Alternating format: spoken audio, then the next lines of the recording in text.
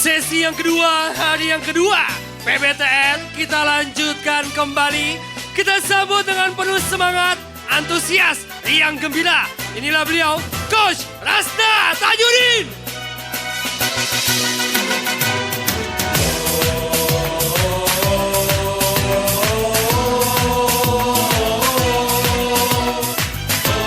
Baik, terima kasih. Assalamualaikum warahmatullahi wabarakatuh. Baik, silakan duduk kembali. Kita lanjutkan supaya tuntas. Boleh atau boleh? Oke. Nah, tadi kan terakhir kita bekerja dalam kondisi tidak memiliki cahaya. Apa yang terjadi tadi? Tabrakan. Apa lagi? Salah arah. Apa lagi? Salah ambil. Hah? Nggak beratur. Nah, itulah ya. Jadi cahaya itu penting atau penting? Nah, dalam hal ini al-ilmu nurun. Ilmu itu cahaya. Wa nurullahi la yuhdali asi. Tapi gini katanya, ya. Ilmu itu hanya bisa masuk kepada orang yang tidak melakukan kemaksiatan. Betul bahwa ilmu cahaya, iya, tapi ntar dulu itu baru koma gitu. Ya. Jadi kalau misalkan ada orang sering belajar, kok nggak paham-paham, kok lupa, kok nggak masuk-masuk, artinya apa? Wa nurullahi la yuhdali asi, bisa jadi ilmu itu hanya masuk, hanya merasuk, hanya bisa diterima bagi orang yang tidak melakukan kemaksiatan.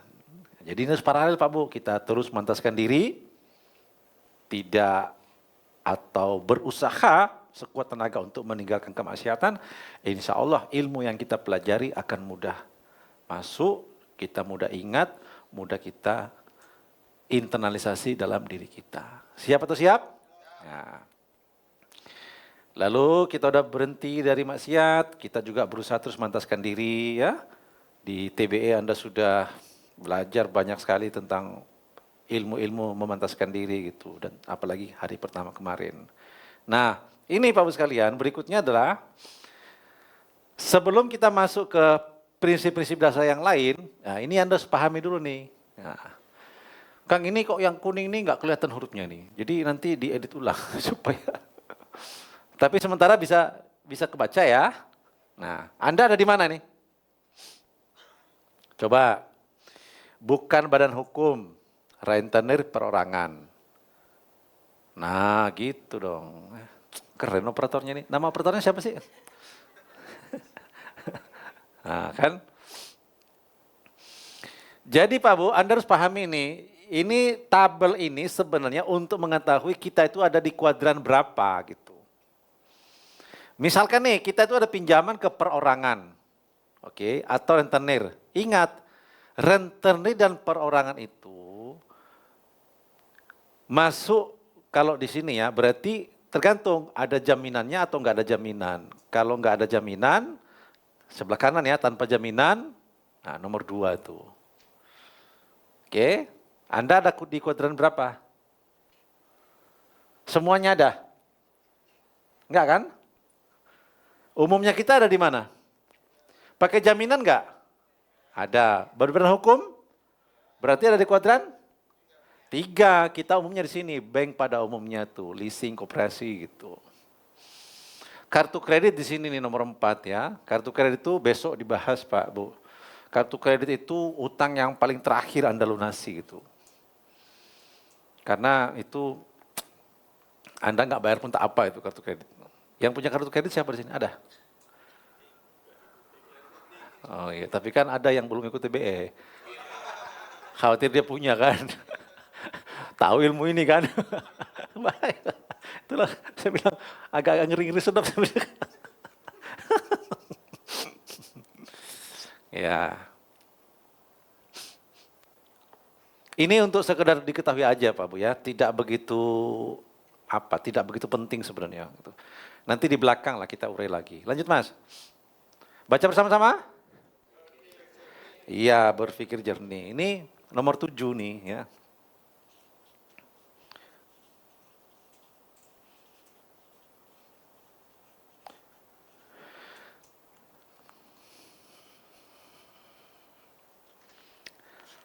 Angkat tangan kanan. Ah iya, tepuk sebelahnya. Bestiku, tolong dengarkan baik-baik. Walaupun kita punya persoalan, tetap berpikir jernih. Ingat, bacain. Ya.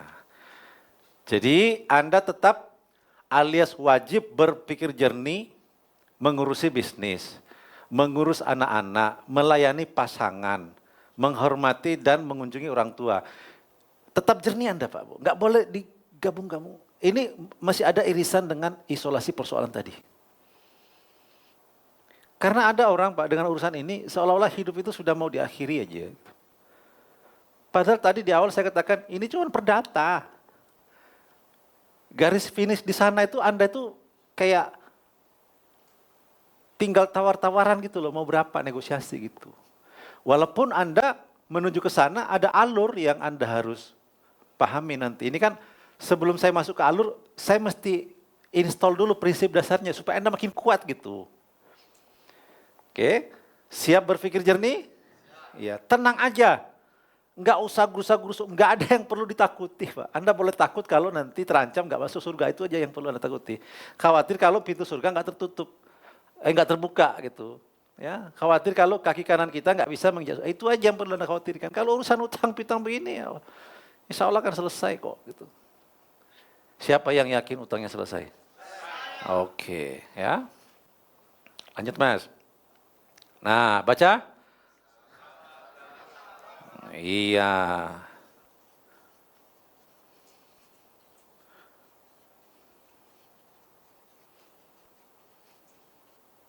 Bersahabat dalam dakwah. Siapapun yang Anda temui, baik Anda di bank, nanti Anda ke KPKNL, mau ke balai lelang, mau ke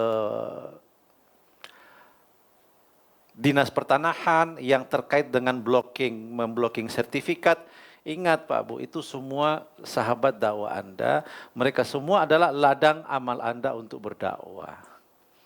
Siapapun ya. Ya sebenarnya sih urusan dakwah ini kan dalam rangka untuk mantaskan diri kita kan. Kan tadi udah sepakat tuh bahwa kita itu brand ambasadornya siapa? Nah berarti siapapun yang kita temui itu bisa kita jadikan ladang dakwah gitu. Saya kemarin di perjalanan 6 jam Pak dengan Pak Nunu. Pak Nunu ini siapa? Pelatih kuda di Azikra Stable. Dia cerita, Azikra ini Pak semenjak almarhum meninggal, situasinya itu memprihatinkan. Dia itu punya stable Azikra, wakaf. Kudanya waktu itu ada 8. Waktu Pak Nunu itu ke sana, kuda itu sudah mau mati semua.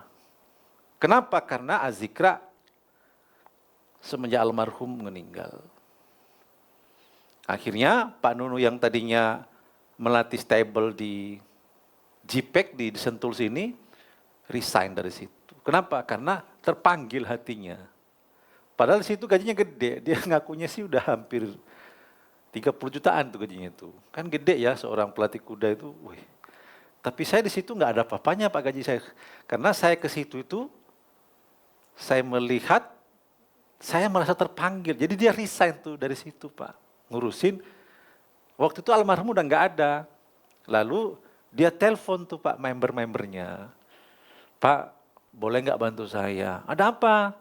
Ini saya lagi di Azikra, ini lihat kuda mati semua, mau mati katanya. Ada nggak rezeki untuk ngasih makan kuda ini? Gitu. Jadi Pak Nunu itu pindah itu bukan karena pengen cari kehidupan atau rezeki atau duit yang lebih banyak, enggak. Tapi dia tuh kayak, ini kalau nggak ada, nggak ada batin kita nih ya. Batin kita ini kan bisikannya Allah. Di dalam ini kan Allah Pak Bu, yang kita itu kan waktu sebelum 40 hari kan masih belum berdetak tuh. Begitu 40 hari, baru waktu kita di dalam kandungan ibu kita ya, 40 hari kemudian, duk duk duk. Lah, itu berarti Allah itu sudah ada. Makanya kita itu kalau ngelakuin hal-hal yang aneh-aneh, kesalahan, sebenarnya batin kita itu nolak. Cuman kita itu nerobos gitu. Hati kecil kita kan berontak kan. Itu berarti itu ada Allah di situ. Nah, Pak Nuno mungkin ngikuti. Wah, saya di sana gaji saya gede. Kalau di sini boro-boro gaji saya malah harus ngeluarin. Masalahnya batin Pak yang ngomong nih. Tapi setelah itu katanya Pak, malah dia di situ walaupun penghasilannya nggak sebanyak di sana, dia itu merasa tenang, lebih berkah, lebih apa gitu sampai sekarang tuh Pak. Nah ini kalau bicara seperti ini, kita kayaknya kalau mau dipikir dengan logika kan nggak masuk ya. Nah gitu Pak. Jadi kehidupan itu kita harus maknai dengan hal-hal yang begitu Pak. Jadi kita harus dengarkan ini gitu. Karena ini sebenarnya yang berbisik itu Allah gitu. Nah, makanya dalam hal ini Pak Ibu sekalian, kita lagi ada persoalan. Bisa jadi Allah itu ngirim persoalan itu kita untuk dalam rangka Allah itu pengen Pak memuliakan kita. Agar mana tahu setiap orang yang kita temui, kita bisa jadikan ladang dakwah. Orang berdakwah itu tidak harus di atas panggung terus ngomong Pak. Tidak harus jadi ustadz terus bicara, enggak. Yang namanya brand ambassadornya Allah, bahkan istri kita, suami kita, anak kita, itu juga bagian dari ladang dakwah kita. Ngobrol dengan pasangan, itu bisa masuk Pak, nilai-nilai dakwah. Apalagi dengan anak, dengan karyawan gitu. Ini saya lagi nyari pengasuh pondok pesantren. Ada tugas kan, mungkin teman-teman yang sering ke kantor, GMS, kantornya SW kan, di situ beberapa warga diminta, termasuk kami Pak, kami diminta tuh untuk mengalignment tim supaya taklim muta'alim, kitab taklim muta'alim itu bisa terintegrasi ke tim. Itu kita lagi dapat tugas itu tuh. Jadi gimana caranya ada yang bisa ngajarkan kitab itu ke tim.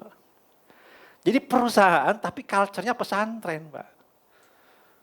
Itu Pak luar biasa. Anda coba deh. Pasti nggak sulit tuh ngatur orang tuh. Apalagi yang punya karyawan 100, 1000, oh, Masya Allah tuh. Soleh semua tuh gara-gara Anda tuh, waduh. Jadi dapat namanya kima insania, kima khulukia, kima ruhia gitu. Bukan cuma kima madiyah doang dapatnya gitu. Sekali jalan ya. Jadi siap bersahabat dalam dakwah? Saya akan dengar? Oke, tos kiri kanannya katakan engkau luar biasa, engkau luar biasa. Nah. Ingat ya, siapapun itu jadi ladang dakwah Anda ya. Anda ngobrol teman, ya sampaikan, Mas Bro, saya itu belajar ya, ternyata utang ini, enggak, ngobrol dengan teman, kolega bisnis ya. Saudara jauh, pas lagi reuni keluarga besar, sampaikan aja. Oh mertua saya sekarang aja juga dakwah utang juga mertua saya tuh. Kalau ke rumah itu selalu minta buku merah. Ini baru 2 hari yang lalu sebelum saya ke sini, sebelum saya terbang ke sini, dia ke rumah lagi minta buku merah tuh. Masih ada buku merah enggak? Ini kayaknya Pak ini depan ini kayaknya agak-agak curiga saya. Kayaknya dia punya utang juga.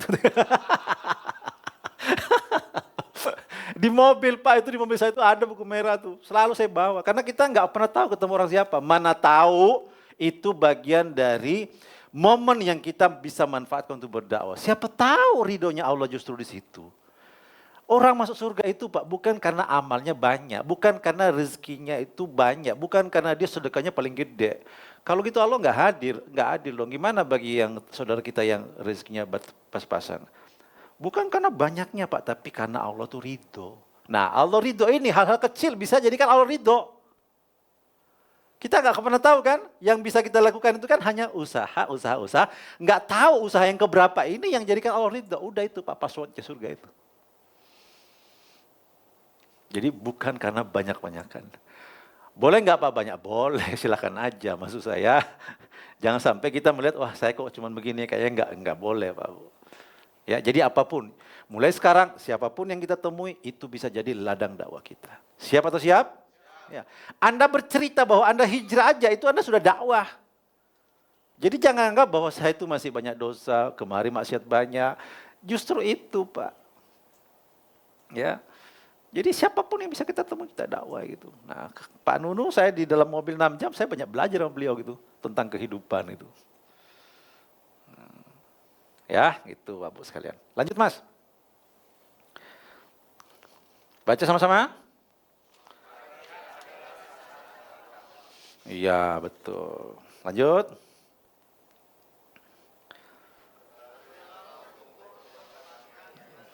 Nah, ya, ini sudah mulai masuk ya.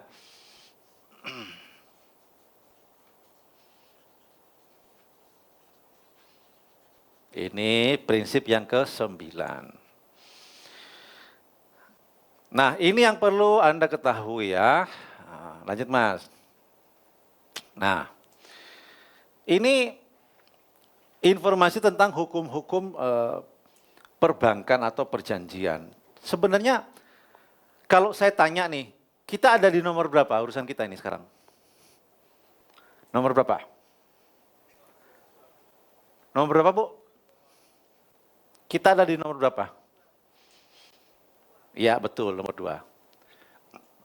Nomor 1 ada hubungannya dengan kita nggak? Anda kalau nyatat kode-kodenya aja ya. Jangan dicatat semua, nggak akan kekejar gitu. Kita ada urusan dengan nomor 1 nggak? Nggak ada. Nomor 3? Apalagi nggak ada. Administrasi ini contohnya Pak Bu, Anda berkendara nggak bawa SIM. Administrasi kan, denda, bayar tuh, udah. Nomor 3, ini kalau kriminal, ada yang membunuh, misalkan, nah konsekuensinya pidana. Nomor 2, itu ada perjanjian di antara kedua pihak, si A, si B berjanji, utang piutang, yang satu nggak bayar, urusannya nomor 2, itu urusan perdata. Di awal tadi saya sudah sampaikan tuh. Ya. Ini hanya untuk memperbandingkan bahwa posisi kita sekarang ini ada di nomor berapa? 2 gitu. Jadi nggak ada hubungannya dengan nomor 3. Loh iya kan? Saya udah bilang tadi di awal. Ingat, karena ujungnya damai, jadi Anda itu nggak usah terlalu, ya, Anda tetap harus fokus ngurusin bisnis, ya. Tetap harus fokus ngasih waktu dengan keluarga gitu, ya. Perbanyak honeymoon gitu. Perbanyak pergi jalan-jalan Pak dengan pasangan gitu ya. Ya, jangan melarikan diri, nggak boleh. Ya. Ini banyak warga justru nyari kesibukan lain, melarikan diri kemana-mana gitu. Nggak ada selesai. Anda kalau mau jalan-jalan, ajak pasangan, ajak istri, anak gitu kemana. Gitu. Safar bersama-sama. Niatnya apa? Mentadaburi alam, malam, melihat kebesaran Allah di setiap sudut bumi ini. Boleh. Tuh.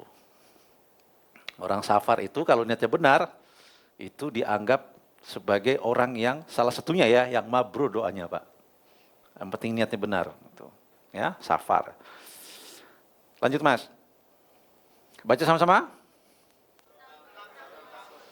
Nah, udah bisa jawab kan? Nomor berapa tadi? 2. Masuk apa? Perdata. Lanjut Mas. Nah, nih ya. Ini kalau ada begini Pak Bu, jangan Anda tulis titik koma semuanya ya. Anda cuma tulis nomor pasal udah gitu aja. Sepakat ya? Supaya tidak terlalu lama. Dan Anda tetap bisa kok, Anda yang penting tahu nomornya udah cukup itu. Nah ini kita baca bareng-bareng dulu deh ya. Tidak seorang pun, 1, 2, 3.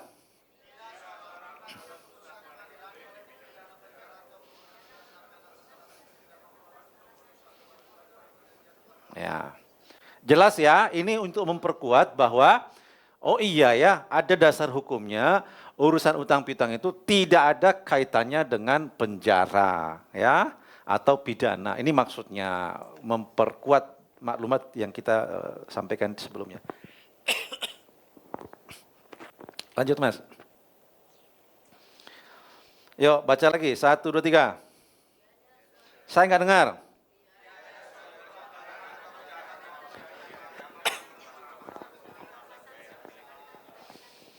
Ya, tidak ada hukuman, intinya gitu ya, karena ini perdata. Lanjut Mas. Baca lagi. Oke, lanjut Mas. Nah, ini yang versi panjang, saya nyampaikan yang versi pendek aja. Sekarang Pak Bu, karena ini urusan perdata, maka hanya 2 yang perlu Anda pahami, yaitu Siapa yang manifestasi, siapa yang melakukan perbuatan melawan hukum. Intinya cuma itu aja yang Anda harus pahami. Kenapa? Karena nanti di depan perbankan, Anda itu harus tahu ini sebenarnya yang melakukan PMH itu siapa. Coba baca dulu bersama-sama. PMH itu apa yuk? 1, 2, 3.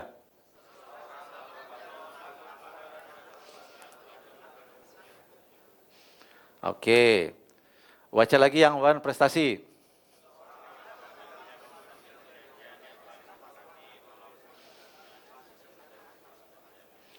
Oke, kalau PMH berarti dia melakukan apa? Saya nggak dengar. Kalau PMH berarti melakukan apa? Oke, nih ya. Anda cukup pahami aja. Jadi kalau dia PMH, perbuatan melawan hukum, perbuatan melawan hukum berarti apa itu? Melakukan?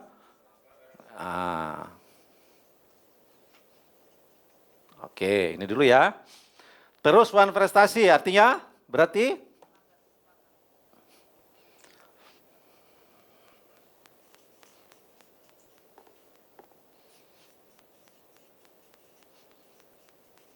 prestasi berarti apa?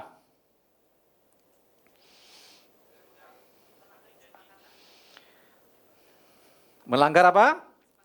Iya, gitu. Melanggar perjanjian. Nah, tugas Anda Pak Bu sekalian terkait dengan urusan utang piutang ini, Anda hanya perlu mengetahui siapa yang melakukan PMH, siapa yang melakukan, abang atau saya yang melakukan PMH, abang atau saya yang melakukan prestasi. Tugas Anda hanya mengetahui itu. Bila Anda mengetahui jawaban dari pertanyaan ini siapa, insya Allah Anda kuat, Anda tahu cara menyelesaikan, dan ujung-ujungnya Anda yang mengendalikan situasi. Mau atau mau? Mari kita lanjutkan. Sesimpel ini aja Pak. Anda nggak bisa ngatur apa-apa ke abang kalau Anda nggak tahu. Siapa yang PMH bang? Selama ini yang dituduhkan Anda. Sekarang kita balik nuduh. Boleh atau boleh? Kayak mana cara nuduhnya Pak? Sabar ya.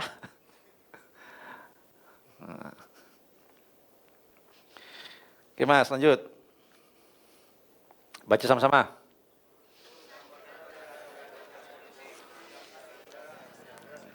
Ya, itu informasi yang penguat. Lanjut Mas. Nah, baca yang merah. 1, 2, 3. Ya, ini penguat ya, buktinya dari sisi perangkat hukumnya. Lanjut, yang merah. Oke, ya. Ini berita baik atau baik? Nah, itu dulu ya. Jadi apapun ceritanya, siapapun pengacara mereka yang maju, intinya adalah perdata itu sudah dijelaskan. Tidak ada hubungannya dengan urusan-urusan pidana dan turunannya gitu. Kalau perdata, paling-paling mereka hukumnya gini, atau dasar yang mereka gunakan ini kalau perdata. Lanjut Mas. Yuk, baca yang kuning ya, debitur 1, 2, 3.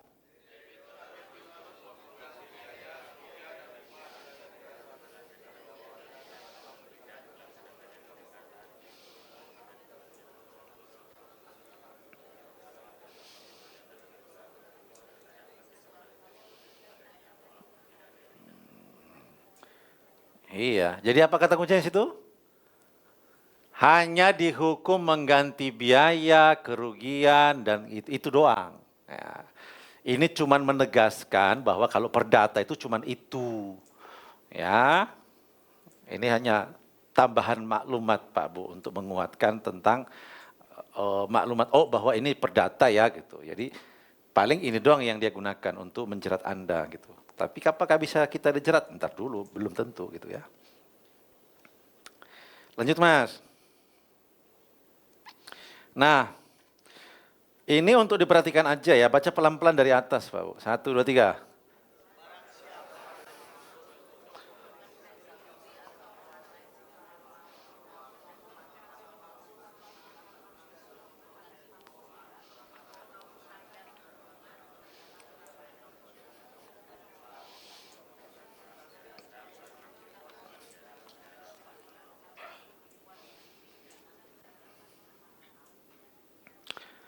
Ada yang mengerti maksud dari pasal ini? Ya, apalagi? Ya, terus intinya gini, kita kan tahu bahwa urusan utang piutang aslinya urusan bisa jadi pidana.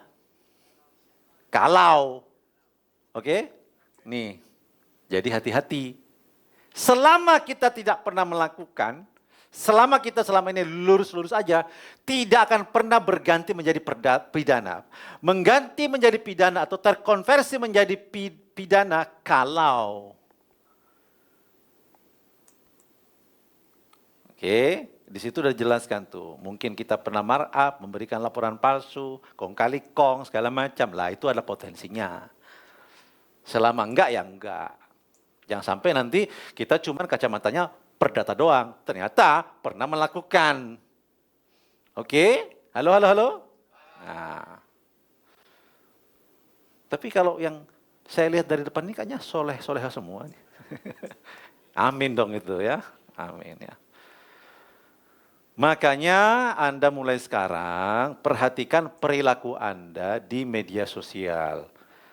Tadi kan prinsip yang nomor 1 tuh meluruskan niat, tidak boleh tampil berlebih kan. Termasuk ketika Anda lagi jalan-jalan kemana, biasa foto makanan yang enak-enak, mahal, healing ke luar negeri, beli baju baru, jam baru, mobil baru, difoto, di-upload di sosial media. Itu tolong stop dulu. Nanti kalau Anda nggak bisa bayar, tiba-tiba rekam jejak Anda di sosial media diperhatikan oleh mereka, loh kok nggak balance, ini maksudnya apa ini? Nah, jadi masalah nanti. Ini sementara aja. Lagian juga dalam keadaan normal kita kan ngapain coba nunjukin itu, bikin orang lain sakit hati aja kan? Halo, halo? Kalau Anda mau upload sosial media itu yang bikin orang lain tuh menjadi lebih baik, termotivasi gitu. Jangan justru bikin orang lain iri lah, apalah, nggak perlu lah. Ya. Kita udah bukan di level situ lah, udah selesai itu. Ya, siap atau siap? Oke, bagus. Lanjut Mas. Baca bersama-sama. Saya nggak dengar. Nah, ini kita coba berbicara dari sisi lain ya. Kita kan tadi ceritanya utang, punya utang. Kadang-kadang utang ini kita nggak bisa bayar karena piutang kita nyantol semua di luar sana.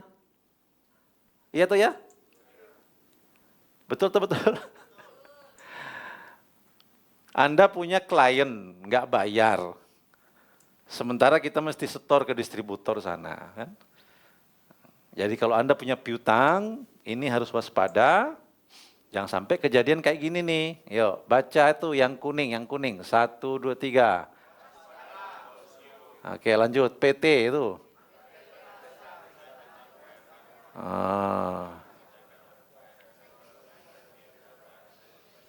Ya, ini karena perusahaan ini ceritanya kehabisan cash in, Pak Bu. Kenapa? Karena uangnya dia nyantol di luar sana. Akhirnya apa? Dia sendiri nggak bisa menyelesaikan persoalan dia. Akhirnya karyawannya demo segala macam gitu. Karena kebanyakan piutang yang gantung di luar sana. Jadi kalau Anda mau tahu nggak caranya supaya piutang Anda itu cepat tertagih? Mau tahu atau mau tahu? Gampang Pak sekalian, ajak masuk ruangan ini ya. Ini beberapa warga merasa kesulitan nagih. Mas, saya belikan tiket ya. Tiket apa? Stand up comedy. Diajaklah masuk ke situ, begitu keluar ruangan ini yang tadinya susah ditagih. Utang saya masih ada berapa Mas? Rekeningnya mana? Ini Pak Bu kejadian. Jadi daripada susah ya udahlah gitu kita bayarin. Kan utang dia kan ratusan juta misalkan, nah udah cara yang paling praktis daripada kita ceramai ya kan, takut salah paham ya udahlah kita ajak aja masuk gitu. Ya. Nah, paling tidak minimum Anda hadiahkan buku ini kepada mereka. Siap atau siap? Baca bersama-sama yuk. 1, 2, 3. Yang pertama. Yang kedua. Baca yang merah. Ya. Dibayar pakai apa? Yang kedua? Iya. Uangnya dari mana? Dari Anda kerja keras dan cerdas tadi. Nggak boleh lagi kerjanya sama kayak kemarin kan? Yang kedua jual aset. Tapi ingat keseriusannya perlu ditunjukkan bahwa Anda serius jual aset gitu. Jangan pakai mode malu-malu. Nggak akan selesai nanti ya. Oke. Lanjut Kang Hafiz.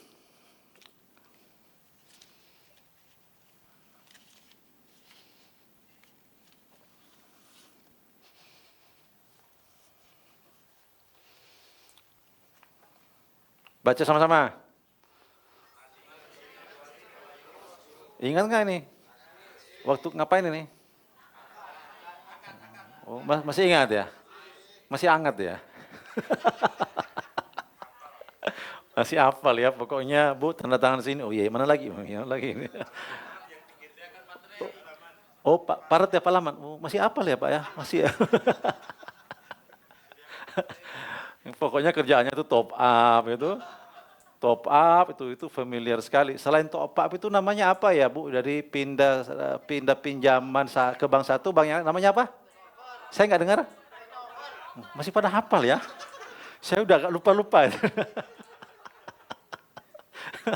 Masya Allah, masih pada familiar ya, take over ya. Di sini plafonnya udah mentok, nanti di bank sana masih bisa naik. Langsung apa? Langsung take over. Masa lalu ya. Oke, lanjut Mas. Baca yuk. Nah, ini kita sudah mau masuk ke sini. Ya, ini saya kasih tanda tanya supaya Anda biar ini ya. Nih. Siapa PMH, siapa yang One Prestasi. Jadi ini peluru-peluru Anda ya. Peluru-peluru alias amunisi-amunisi. Ini saya mau ngasih amunisi. Supaya Anda tahu tuh, oh ini ternyata yang terjadi seperti ini tuh. Ya. Baca 1, 2, 3. Oke.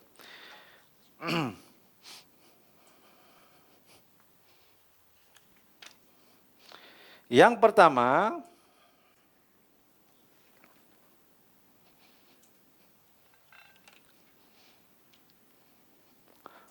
ini prinsip dasar ya, prinsip dasar.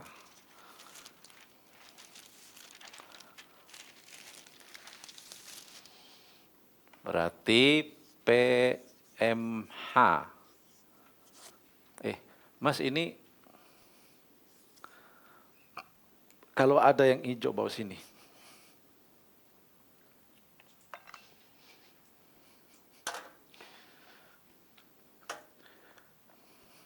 Nah, sini.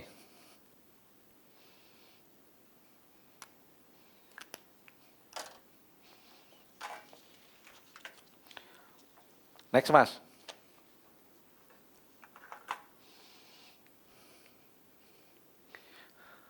Baca ini, semua perjanjian, yuk 1, 2, 3.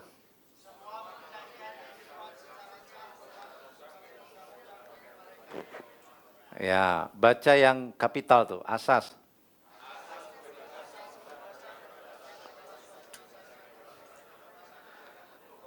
Ya, baca yang kuning yang bawah tuh. Ini maksudnya apa?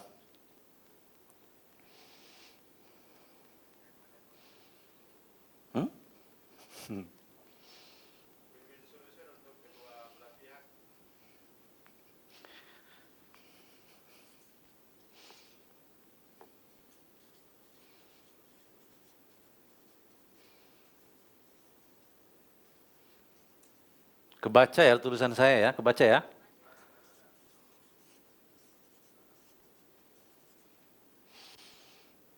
Maksudnya apa? Di sini Pak Bu, berdasarkan pasal 1338 ayat 1 KUHP, apa yang Anda tanda tangani selama ini saya nanya ya, apa yang Anda tanda tangani selama ini yang menentukan isi perjanjian siapa? Siapa? Oke, mereka. Yang membuat isi perjanjian siapa? Yang menentukan isinya siapa? Yang membuat siapa? Yang menentukan isinya siapa? Padahal mintanya apa ini?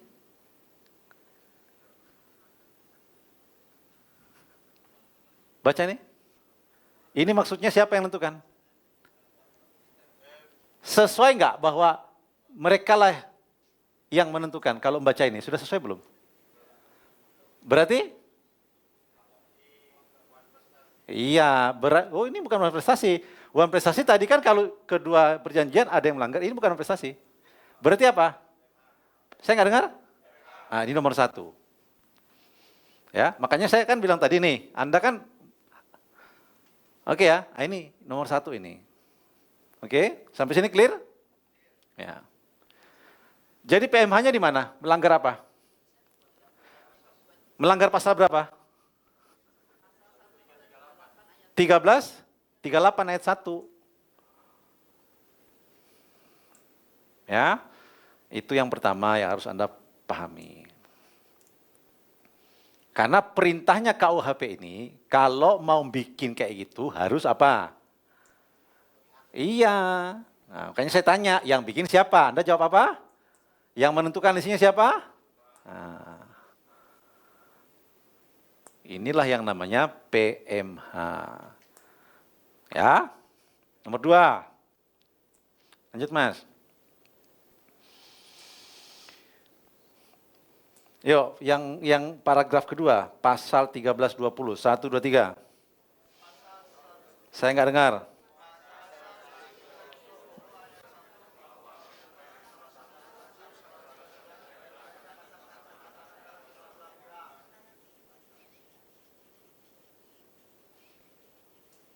Lanjut yang bawah, apakah? Saya nggak dengar, 1, 2, 3.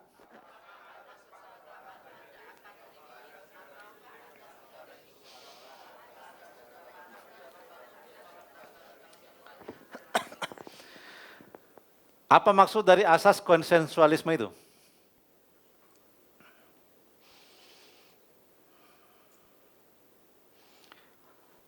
(1320) dia bilang apa? Adanya harus ada apa? Saya nggak dengar, harus ada apa?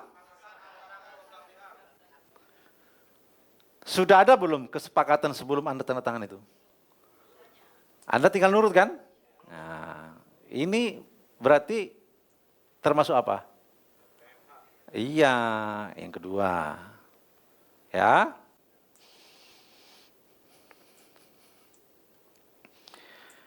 Yang namanya asas konsensualisme itu gini Pak. Ini si Fulan sama si Fulana sedang berjanji. Mau bikin perjanjian. Nah, si Fulan bilang, saya maunya akadnya begini. Oh gitu ya. Ya udah, kalau saya gini gimana? Oh ini, oh gitu ya. Ya udah, kita sepakati begini dan begitu ya. Oke. Nah, itu konsensualisme. Pertanyaan saya, akad yang Anda tanda tangan itu sudah begitu belum? Melanggar. Oke. Yang ketiga. Baca bersama-sama. Syarat next Mas. Syarat sah perjanjian. Oke, ya.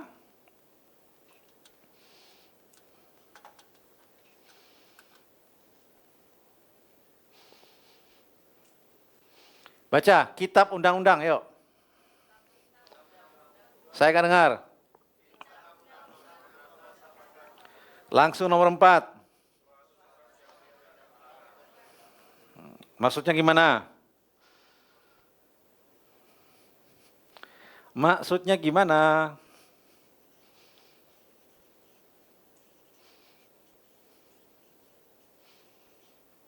Halo, halo. Terlarangnya gimana Pak? Kayak cinta terlarang aja. Hubungan terlarang. Terlarangnya di mana? Ini syarat sahnya perjanjian loh. Jadi kalau perjanjiannya itu terlarang nih, menurut 1320 nomor 4, enggak sah, batal demi hukum. Pertanyaan saya, terlarangnya di mana?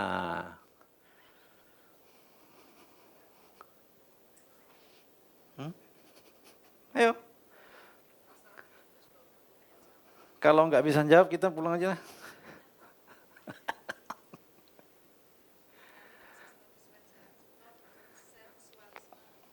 Kan udah tadi, konsensualisme sudah. Itu kan PMH. Ini kan sesuatu yang tidak terlarang. Berarti kan harus, iya harus yang diperbolehkan. Kita kan urusannya utang piutang. Loh kok iso sesuatu yang nggak terlarang? Maksudnya gimana tuh? Apanya? Hah? Nyerah ya udah pulang aja. Ya udah. Ini kalau nyerah berarti kerjanya nanti traktir saya nih ya. Siap, kalau itu sih siap Pak. Nah, terlarangnya di mana? Terlarangnya gini Pak Bu. Mari kita buktikan terlarangnya di mana ya. Nih. Next Mas. Nah, ya.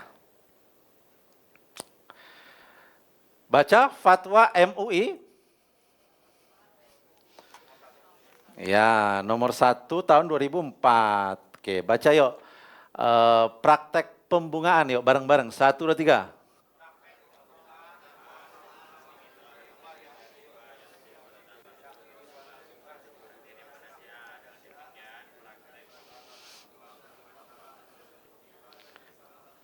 Oke, nomor 2.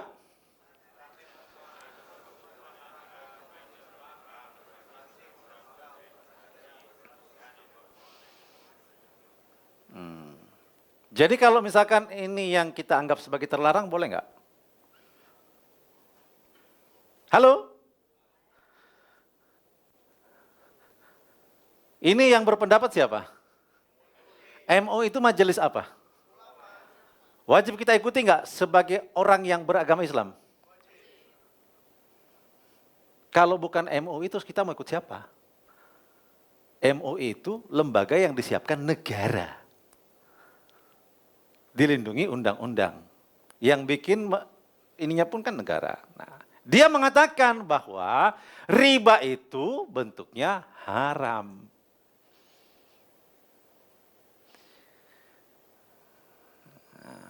Oke. Karena haram, maka dia bagian dari sesuatu yang terlarang. Loh, Pak, ini kan urusan pribadi masing-masing. Jangan bawa-bawa agama. Ini urusan utang piutang. Oke, next Mas. Baca. Pasal 11, bab 11, pasal 29. Poin 1, 1, 2, 3. Nomor 2.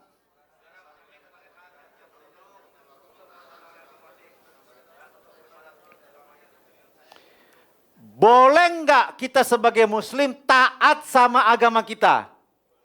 Yang melindungi siapa? Yang ngomong bahwa kamu harus taat siapa? Kalau di dalam agama kita memperingatkan jauhi riba. Aku laknat kau kalau makan riba. Berarti itu kalau kita taat terhadap itu dilindungi siapa?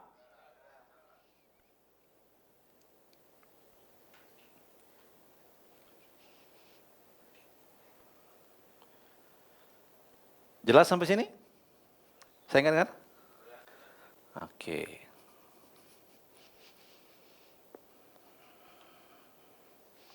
Lanjut Mas. Pasal 22 langsung yuk, setiap 1, 2, 3.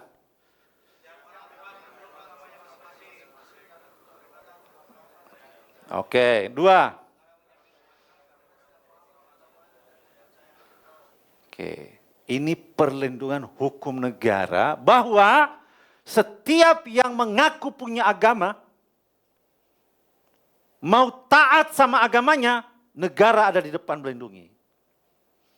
Jadi kalau kita mengatakan itu nggak boleh, MUI merintahkan umat Islam yang beriman nggak boleh, itu haram itu. Kita mau nurut sebagai orang beriman karena memang perintahnya begitu kan.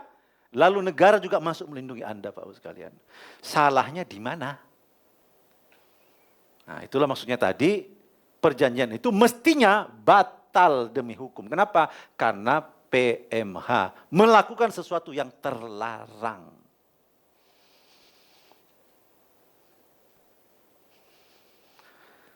Jelas sampai sini? Oke, lanjut Mas. Yuk baca bersama-sama.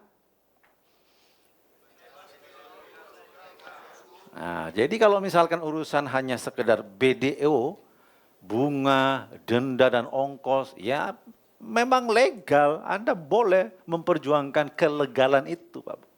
Dasarnya apa? Tadi MUI nomor 1 2004, pasal 29 ayat 2 dan peraturan OJK, ya.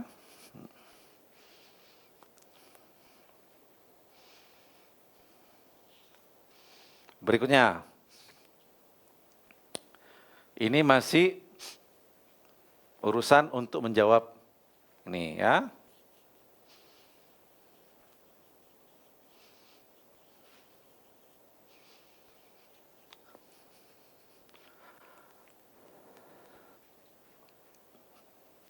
Yuk, tiada suatu persetujuan. 1, 2, 3, go.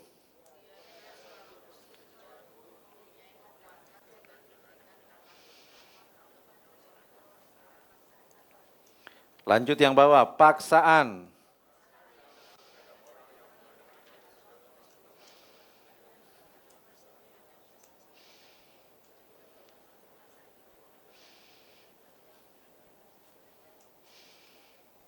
Oke. Pernah nggak Anda mendengar waktu mau tanda tangan si abang atau sono bilang gini, Pak Bu ini harus ditanda tangan sekarang, kalau nggak ditanda tangan sekarang notarisnya mau pergi. Pernah dengar? Ini harus ditanda tangan sekarang. Itu termasuk sebenarnya rangkaian dalam pelanggaran PMH pasal ini, Pak Bu. Istrinya sebenarnya nggak mau tanda tangan, nggak ridho sebenarnya suaminya pinjam lagi karena diancam waktu itu.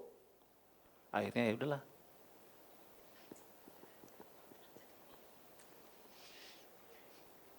Ini lagi Bu. Termasuk tuh Pak. Jadi tolong Bu, kalau ada yang situasi begitu, tolong jujur ya habis ini ya. Dan itu perjanjian jadi batal demi hukum tuh, kalau ada situasi begitu. Kenapa? Karena yang namanya perjanjian itu memang harus ridho semua orang itu. Ya. Ini PMH yang keempat. Lanjut Mas. Yang namanya ancaman itu bukan berarti sekedar ditodong pistol, enggak. Tapi yang kuning itu, baca bersama-sama. Saya nggak dengar. Diancam macam-macam. Nanti BCK-nya jelek loh Pak Bu, kalau nggak tanda tangan, nggak segera di restrukturisasi, revitalisasi gitu. Nanti ini loh, nanti begitu begini. Nah, itu sebenarnya bagian dari ancaman dan itu nggak boleh Pak. Ya, melanggar hukum. Lanjut Mas. Ini nomor 5.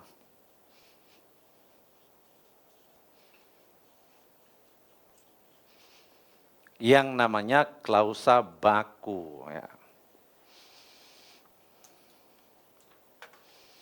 Klausa baku ini contohnya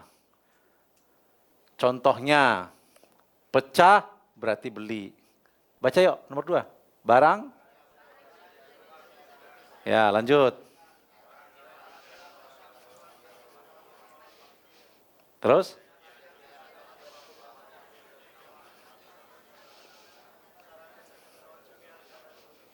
Kita ada di nomor berapa itu? Iya, nomor 4. Perjanjian yang sudah baku formatnya hanya diganti nama, diganti tanggal. tulisannya kecil-kecil, fotokopian, udah butek lagi kan. Pernah nanda tangan yang begitu? Nah, itu termasuk ya.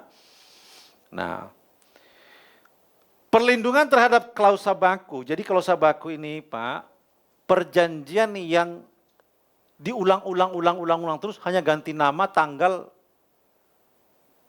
difotokopi berulang-ulang, nah, itu termasuk di dalamnya klausa baku. Itu sebenarnya ada indikasi PMH. Ya. Ini dia perlindungan hukumnya. Lanjut Mas. Baca yang kuning, 1, 2, 3. Saya nggak dengar. Ya, Vio, nomor 1, pelaku.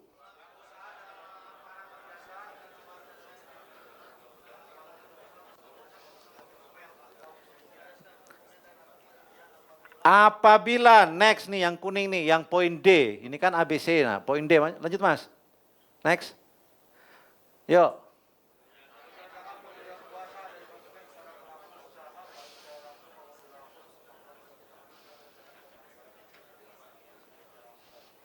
Oke, lanjut yang G, 1, 2, 3.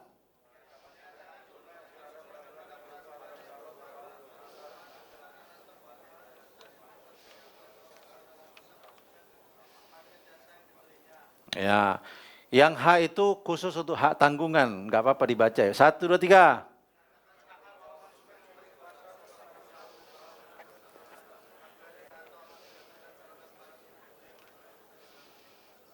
Oke, ini nomor 1 tadi kan, ini nomor 2 nih, lanjut. Kang, next. Yuk, pelaku usaha.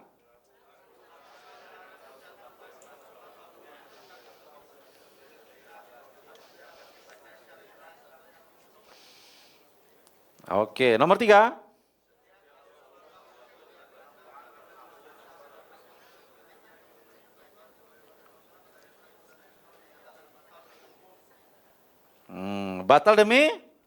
Batal demi hukum. Nomor 4. Iya, itu namanya apa? Namanya apa ini? Oke, ya. Lanjut Mas. Angkat tangan kanan, tepuk sebelahnya, bos. Bacain. Jawabannya apa? Oke, ada berapa PMH-nya? Ada berapa PMH-nya? Ada berapa? Oke. Angkat tangan kiri. Bestiku, tolong jawab pertanyaan saya.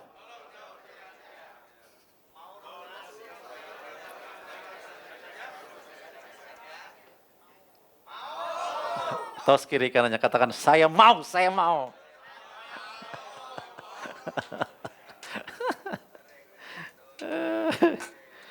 Oke, kalau mau ya.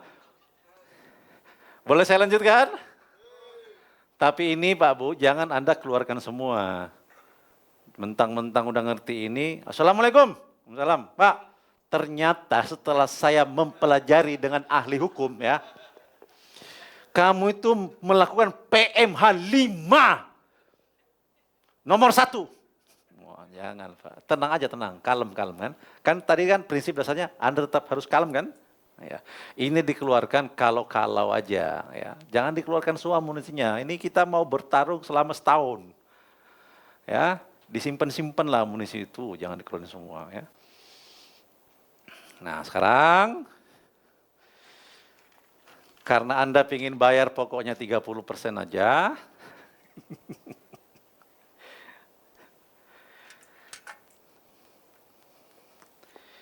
Kita masuk ke bab yang bab berikutnya ya.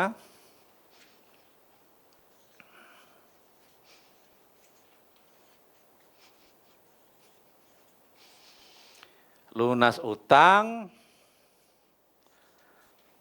kurang atau sama dengan 1 tahun. Nah, ya.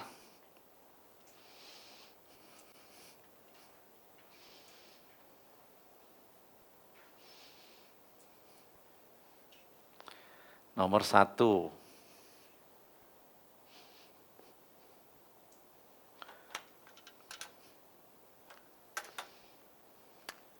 Lanjut Mas. Baca sama-sama yuk. Iya, apa artinya itu ya?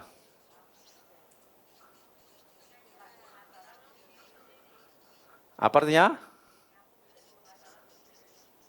Oke. Ini spidolnya nggak ada yang itu ya Pak?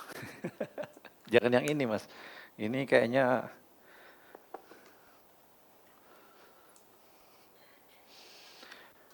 become your own lawyer. Anda harus menjadi pengacara untuk diri sendiri. Ya, begitulah bahasa Inggris Pak. Jadi bacanya cuma sekian kalimat, terjemahnya panjang kali. Ya. Maksudnya apa itu? Maksudnya apa?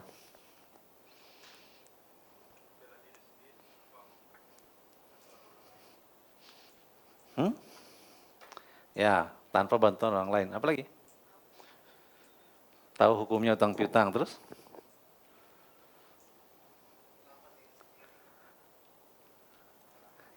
Menyelamat diri sendiri, oke. Sini Pak Elvin, maju sini. Pak, di belakangnya Pak Oscar? Maaf, Pak Umar. Nah, sini Mas. Ya. Nah, sama Pak Oscar kalian sini. Nah. Ya. Coba perhatikan Pak Bu, kira-kira siapa yang paling cocok banyak utangnya di sini?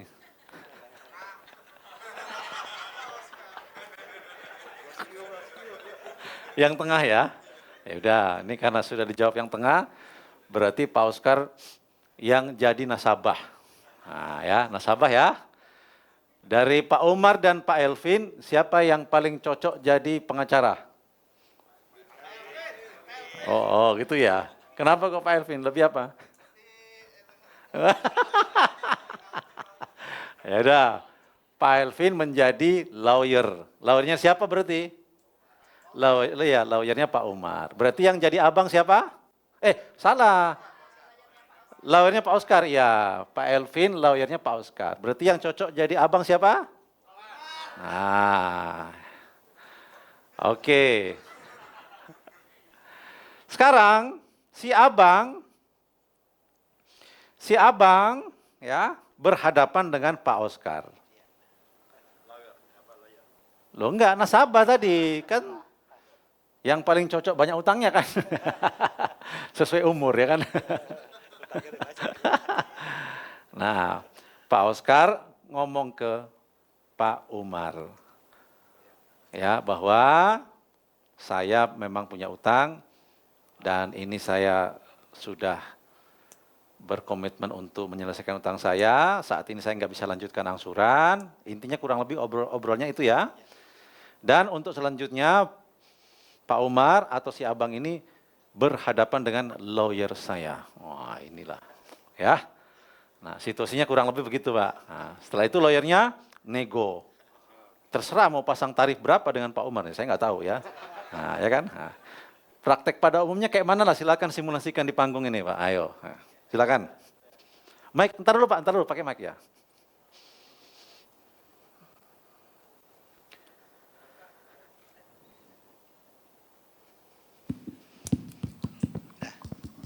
Tes.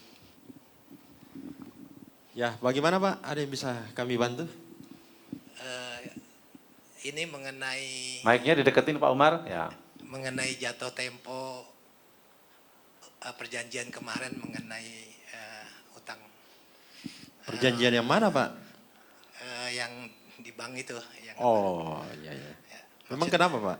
Maksudnya gini, untuk kondisi saat ini usaha saya lagi drop, Ya. sehingga belum bisa membayar secara berkala, artinya Oh itu kan cicilan. urusannya Bapak.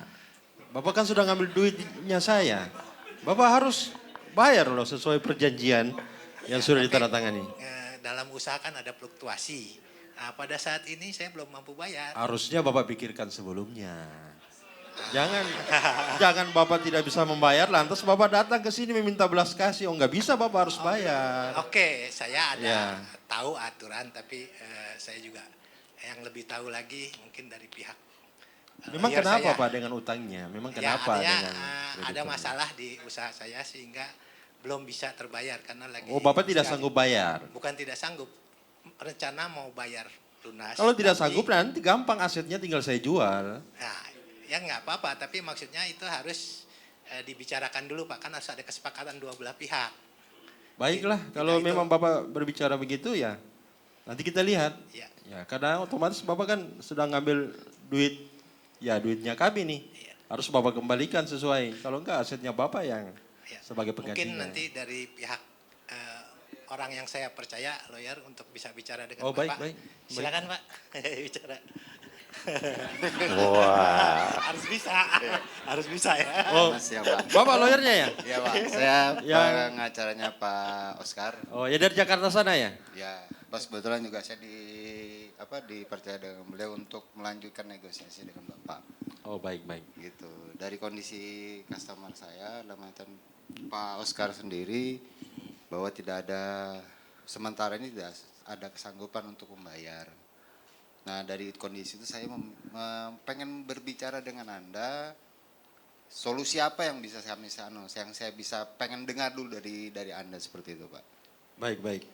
Sebenarnya kalau berbicara solusi, Pak, saya rasa kami dari pihak perbankan tidak bisa memberikan solusi banyak karena pertama sudah ada perjanjian yang dibangun dengan Bapak selaku kreditur dan kami selaku debitur ya sudah terbangun komunikasi perjanjian. Dan saya dari awal kami tidak pernah melibatkan pengacara. Tapi Bapak datang begini minta istilahnya ya ketidaksanggupan atau tidak memenuhi kewajibannya membayar ansuran, ya tentu kami juga punya pengacara. Kami juga punya pengacara nanti dihadapkan. Yang Bapak inginkan seperti apa? Nanti Bapak tinggal tuangkan. Kira-kira gimana Pak pengacara? Berarti dari kondisi tersebut, berarti kami akan mengajukan suatu surat pengajuan terhadap Pak Umar, berarti Pak ya? Dalam hal ini bukan kepada saya Pak, saya selaku pimpinan cabang sini, Oke. tapi langsung kepada pihak bank dalam hal ini. Kan Bapak pemberi bank ya Pak? Ya, saya selaku pimpinan saja Pak. Pimpinan kan bisa berganti, tapi surat yang Bapak mau ajukan ke saya tentunya atas nama institusi perbankan. Jadi bukan atas nama saya pribadi. Kalau memang ada berapa istilahnya yang Bapak mau item-itemnya perjelas. Kenapa tidak bisa membayar, terus Bapak menghendaki solusi seperti apa. Bisa mungkin nanti kita selesaikan di pengadilan dan lain-lain. Nanti ada pengacara saya juga dari Oke, pihak terima Bapak. kasih Pak. Atau bagaimana Pak? Izin. Bagaimana, Pak? Mungkin Oke, ada ya, salah ya, kaprah. bentar dulu Pak. Pak Oscar dengan Pak lawyer sudah deal-dealan belum? Ada deal-dealan nggak sebenarnya sebelum ketemu si Abang? Kan ini kan Pak Oscar didampingi lawyer ceritanya ya. Nah, si Abang mundur dulu, Abang mundur. Oke, ini internal. Nah, coba nego dulu, nego. Bapak nih Pak. Lo kan Pak Oscar kan pengen pakai lawyer jasa pengacara kan? Oke. Coba nego dulu. Nah. Ini Pak, tadi kita kan ada masalah di bank nih, terutama jatuh tempo. Bagaimana cara ngatasi supaya bisa paling tidak bunganya dan biaya-biaya lainnya terhindar, artinya tidak ditagih, bahkan kalau bisa didiskon. Nah, nanti soal perjanjian kita, ya jasanya berapa? Wah. Mengenai jasa Pak, ini nanti mending kita deal-dealan aja Pak di awal. Per kasus 75 juta Pak. Oh iya.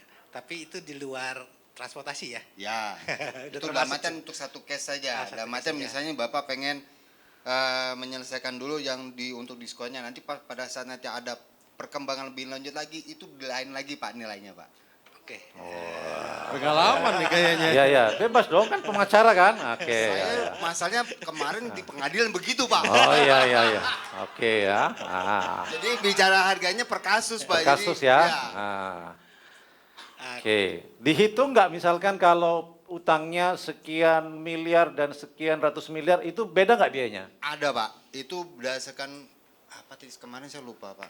itu ada lagi nilai berapa persen dari nilai Success fee? Ya, Oh, berarti di luar success fee Bu itu. Ada lagi success fee-nya. Success fee berapa persen dari jumlah utang biasanya? itu biasanya kesepakatan Pak. Kemarin saya 35% dari nilai tagihan saya. Wah, ingat tuh Pak, minimum 35% ya success Ya, fee-nya ya. ya. Kalau berhasil, misalkan utangnya itu 100 miliar, berarti 35%. Ya, Hah? itu kejadian yang saya alami yang Oh saya ya, alami ya. langsung Pak. Oke, bebas aja ya. Oke, siap. Berarti Oke. saya nego nih. Nego aja nggak apa-apa. Nah, coba Pak Oscar. Nah. Gini Pak Lawyer. Saya kalau punya, ini kan masalah utang piutang. Oke. Biasanya langsam. Ya zaman sekarang gitulah. Misalnya X rupiah, ya sampai selesai lah gitu. 50 juta sampai selesai untuk masalah ini. Gimana? Biasanya Pak, ada success fee-nya. Nah itu Pak, kalau untuk yang jasa, karena saya kerja tidak dengan diri saya sendiri, tapi saya ada tim saya. Karena pada saat saya berhalangan hadir, mungkin tim saya akan mendampingi Bapak. Jadi secara hukum, Bapak tetap akan selalu terdampingin. Sedangkan yang tadi success fee itu tadi istilahnya bentuk apresiasi Bapak terhadap saya. Nah, yang saya tawarkan kepada Bapak itu dalam nilai tadi, apakah Bapak keberatan atau tidak, seperti itu Pak. Ya, kebetulan saya juga pengalaman dalam hal ini. Nah kan. Ada lawyer yang sifatnya memang ada dua alternatif yang tadi disampaikan tadi oleh Bapak itu. Pertama dengan fee sukses dari nilai total yang tertagih. Betul. Kedua yang tadi saya maksud langsam saja. Karena dalam tagihan tuh belum tentu jelas bisa tertagih penuh Betul. atau semuanya. Tapi kalau langsam artinya kita akan bayar walaupun dengan cara cicil juga. Oke. Nah, itu maksudnya. Baik, berikan aplaus Bapak sekalian. Ntar dulu. Saya mau tanya ke si Abang ya, ke si Abang. Abang lebih suka menyelesaikan persoalan ini langsung berurusan dengan nasabah atau melalui perantara lawyer? Langsung ke nasabah. Kenapa kok lebih suka langsung nasabah? Ya pertama tidak menghabiskan biaya yang banyak, khususnya di pengadilan. Oke. Terus kedua dari pihak perbankan juga tidak istilahnya peras otak ataupun terjadi peperangan argumentasi terkait piutang karena tentunya dia sudah paham posisi dia adalah PMH. Lebih mudah selesai mana? Tentunya lebih mudah selesai dengan nasabah langsung. Perasaannya mau bantu kalau sendiri atau didampingi lawyer? Ya tentunya bank juga menjaga kepedeannya. Bahwa selama apa yang dia kerjakan, dia rasa benar, tentunya langsung ke nasabah saja. Oke, nah inilah Pak Bu fakta yang terjadi di lapangan. Makanya kalau Anda ingin lunas utangnya cepat, hanya maksimal 1 tahun, rata-rata nih, warga MMC yang bisa menembus kurang setahun itu rata-rata yang menghadapi sendiri. Kalau ini ada, ya, Anda dianggap oleh abang masang kuda-kuda. Oh iya dong. Karena Anda melawan, sama. Ayo. Kan begitu kan? Nah, pertanyaan saya, siapa yang duitnya paling banyak? Saya dong. Siapa yang bisa mempersiapkan alat tempur lebih banyak? Nah, iya. Nah, ini situasi yang harus Anda tentukan dari sekarang. Anda mau pakai ini silahkan, tapi harus tahu konsekuensinya. Saya cuma nyampaikan, umumnya warga kita yang make kayak gini, lama selesainya. Walaupun saudara sendiri. Tetap ada biaya operasional. Yang hadapan langsung, cenderung lebih humanis. Urusan pasal-pasal itu cenderung diabaikan. Kenapa? Humanis, Pak. Apalagi kalau sudah sering ketemu tadi di restoran, di kafe, mampir, ngobrol, sekedar ngobrol. Oh, Pak, cepet itu. Oke. Nah, jadi ini pilihan Anda. Kita cuma cerita. Ya, mau cepat atau mau yang versi lama. Kan kadang ada, aduh saya kan sibuk. Udahlah biarin aja. Ya, ya yang nggak apa-apa, yang penting Anda tahu konsekuensinya. Bahwa itu akan berseri-seri. Yang penting Anda kuat aja, ada seri 1, seri 2, seri 3, seri 4. Nah, memang nggak boleh selesai. Kalau selesai kan kehilangan penghasilan, iya tuh ya. Belum lagi kalau main sama ini. Main belakang meja. Iya, iya kan? Nah, jadi kita MC Pak nggak rekomendasikan, hadapi langsung. Lebih humanis, lebih keluargaan. Oke, berikan aplaus untuk saudara kita bertiga. Silakan Pak. Ya, ya oke. Jadi kalau misalkan ada warga MMC itu ya, karena mungkin maklumatnya ya harus pakai lawyer karena ya sudah ya kita udah tahu endingnya Pak biasanya, udah tahu oh ya paling-paling ujungnya kayak gitu ya. Become your own lawyer. Oke. Lanjut Mas, langsung nomor 2. Next. Kang Hafiz itu spidolnya ketinggalan di situ. Nah, kasih ya. Baca bersama-sama, yang B. Iya.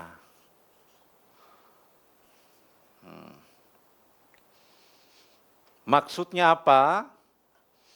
Call 5 itu maksudnya adalah, lanjut Mas, kolektibilitas.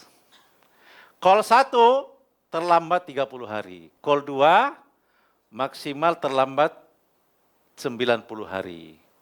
Call 3 120 hari. Call 4 180 hari. Call 5 macet posisinya. Berarti kalau call 5 itu bulan keberapa? Berapa? 6. Call 5 6. Ya, ini harus Anda pahami ya. Anda itu di call berapa? Ya. Di sini ada yang belum macet. Ya Allah, ngapain coba di harus sudah macet Pak.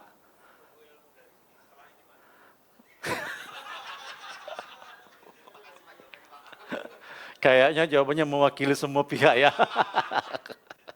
Keren ya, nggak apa-apa ya. Jadi setelah ini Anda nggak boleh angsur, apapun ceritanya. Tapi ingat ya, kaitannya dengan luruskan niat. Ini hanya untuk Anda ketahui sebagai penenang hati lah gitu. Tapi niat aslinya ingat, kita berhenti karena dorongan keimanan. Ya, sepakat ya? Jadi kalau orang macet Pak Bu sekalian, kurang dari 30 hari itu call 1. Muncul tuh surat peringatan, datang. 2 bulan macet, muncul surat peringatan kedua. Dan surat peringatan 1 ke surat peringatan 2, alias SP1 ke SP2, itu tidak mesti jaraknya 1 bulan.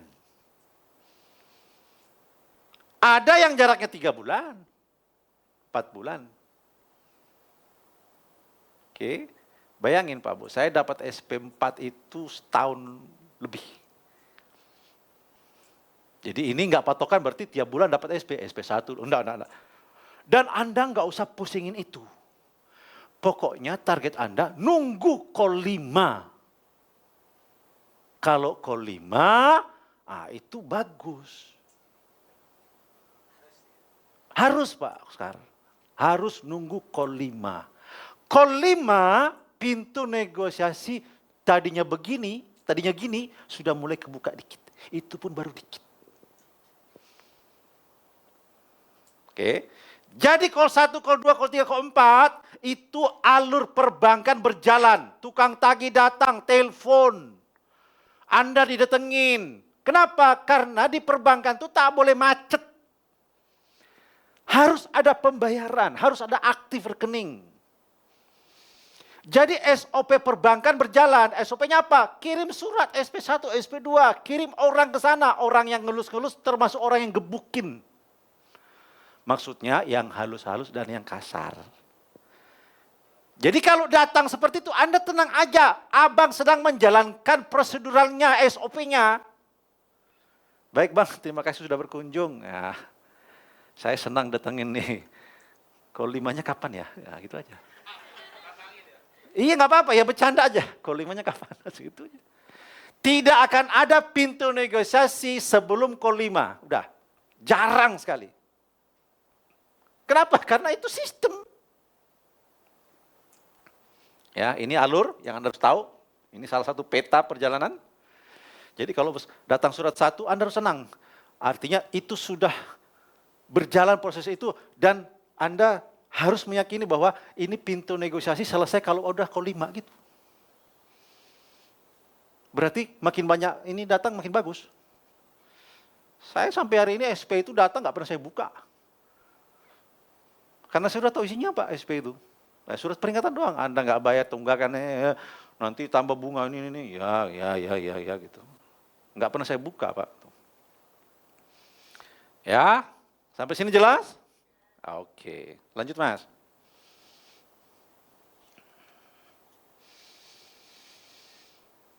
Yang ketiga, ini nanti ya Mas, ini next dulu yang ini. Langsung ke old vintage Mas. Nah, baca yuk. Dari atas sampai selesai baca sama-sama.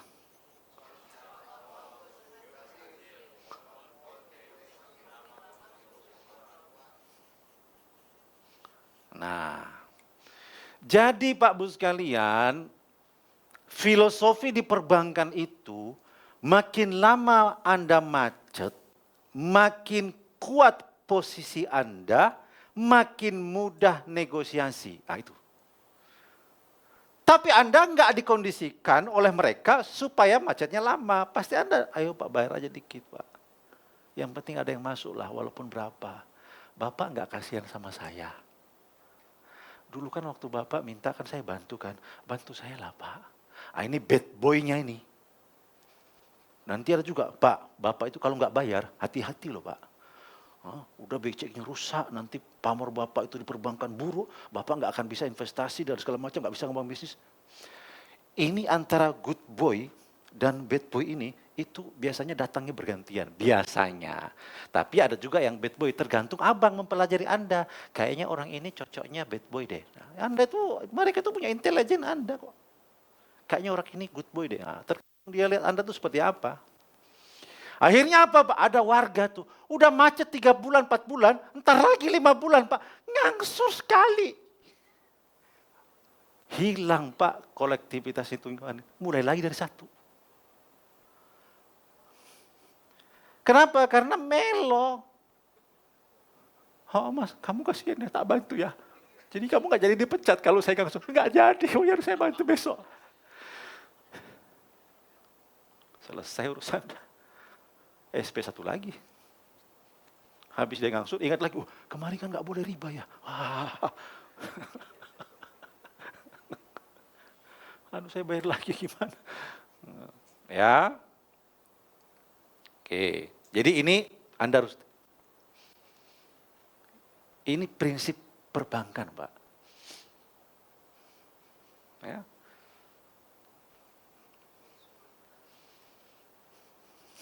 Ini melanggar rules sebenarnya ini. Tapi kayaknya udah nggak kuat kayaknya. Apa?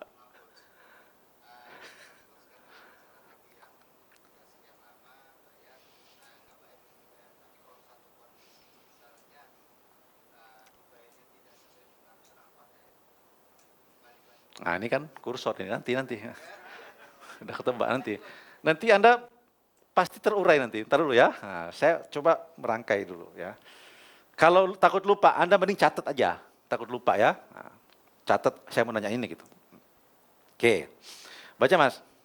Tapi Pak Bu sekalian, baca yuk 1, 2, 3.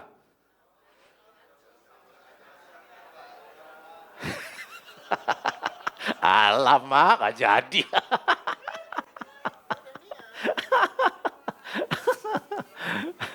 Udah luruskan niat, hati-hati.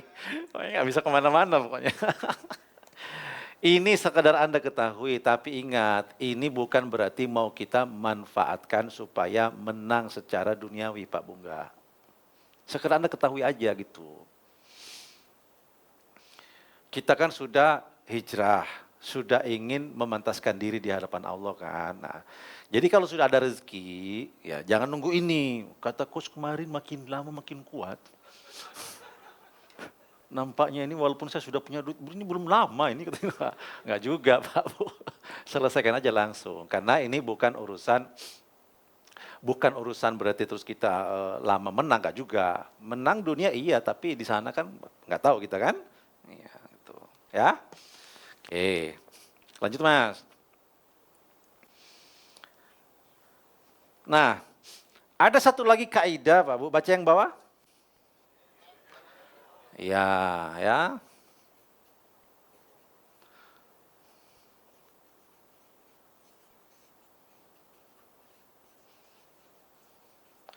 Ada satu kaidah bahwa bank itu senang kalau dibayar di akhir tahun. Bisa jadi Anda negonya susah, begitu Anda punya duit bulan Desember, Anda ke situ bawa duit, misalkan nih contoh ya, duit Anda, utang Anda 1 miliar. Anda pengen nego bayar 600 juta. Anda maju di bulan Maret ditolak. Juni ditolak. Begitu Anda maju di bulan Desember, bisa jadi hasilnya berbeda. Kenapa? Di bulan-bulan akhir itu Pak, bank lagi senang-senangnya ngaudit.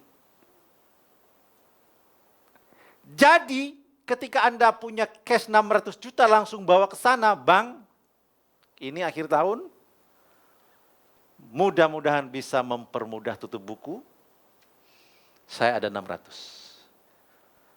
Pokoknya Anda saat itu 1 miliar. Ini 600 ini semisal ya, Anda mau maju 700, Anda yang menentukan. Ini pokok ya, bukan bunga segala macam. Anda mau 700. Beberapa warga itu dia approve. Ya sudah kalau nggak mau, ini saya mau bawa pulang, saya mau buka bisnis aja. Ya, yang penting saya sudah ke sini, kita foto-foto. Nah, lihat ya. Nah, nanti mana tahu di pengadilan Pak Hakim tanya, akan bisa saya tunjukkan. Foto. Makasih ya Bang, assalamualaikum. Kejadian yang lain Pak Bu, Pak sini.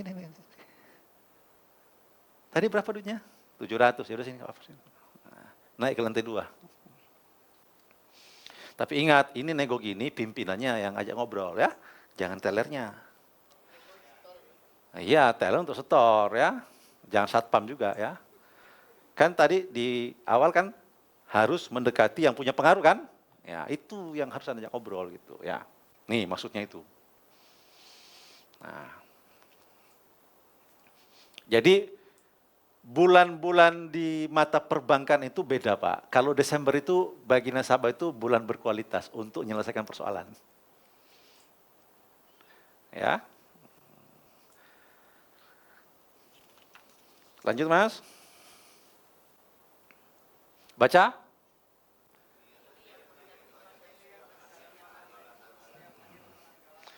Ini maksudnya di akhir tahun. Ya, lanjut Mas. Di akhir tahun, baca mereka yuk. Baca yang atas 1, 2, 3.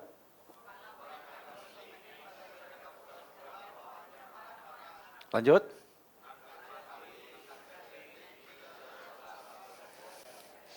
Target funding itu bank kalau bisa ngumpulin sebanyak-banyaknya untuk tahun baru besok yang berjalan. Nah, jadi kalau Anda datang bawa 800, 700, sebenarnya dia senang. Nah, target lending itu dia target untuk mengeluarkan. Dan yang lainnya. Ya, ini setiap tahun yang terjadi. Makanya kenapa ini kita harus mengerti kaidah ini, karena ini yang terjadi di setiap akhir tahun. Ya, ini why-nya itu ini. Gitu. Yang kelima, next. Nah, Anda harus tahu apa itu NPL. Baca bersama-sama yuk, 1, 2, 3.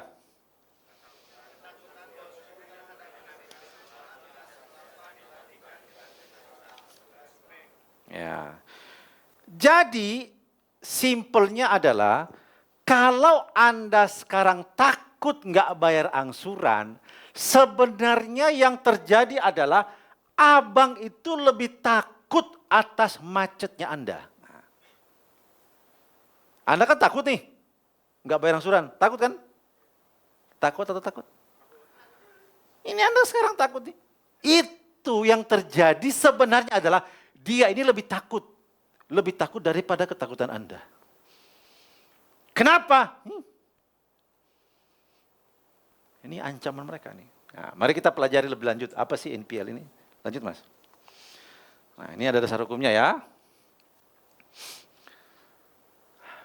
Peraturan Bank Indonesia ya. Lanjut. Nah, baca yuk. Yang kuning. 1, 2, 3.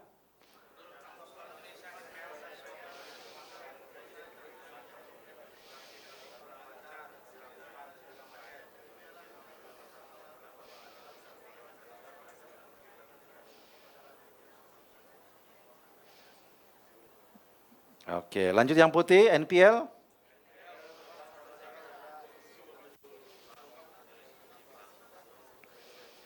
Oke.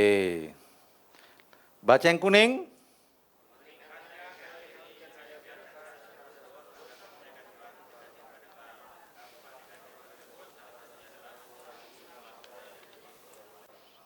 Nah, kan udah macet semua kan ini? Udah paham sekarang apa itu NPL? Macet, macet, macet, macet, macet, macet, macet, macet, macet semua. Ada call 1, call 3, call 5, call 6, semuanya udah oke. Terkumpul dalam satu bank ini kan? Oke, ini terkumpul dalam satu bank kan? Anggap aja begitu. Ya. Ini terkumpul dalam satu bank kan? Macet semua kan? 100 miliar, 100, 100, 200, 300, 400, ada 600, ada yang 700 miliar. Terkumpul semua nih. Ah, udah. Lanjut Mas, lanjut. Terus, ini nggak usah.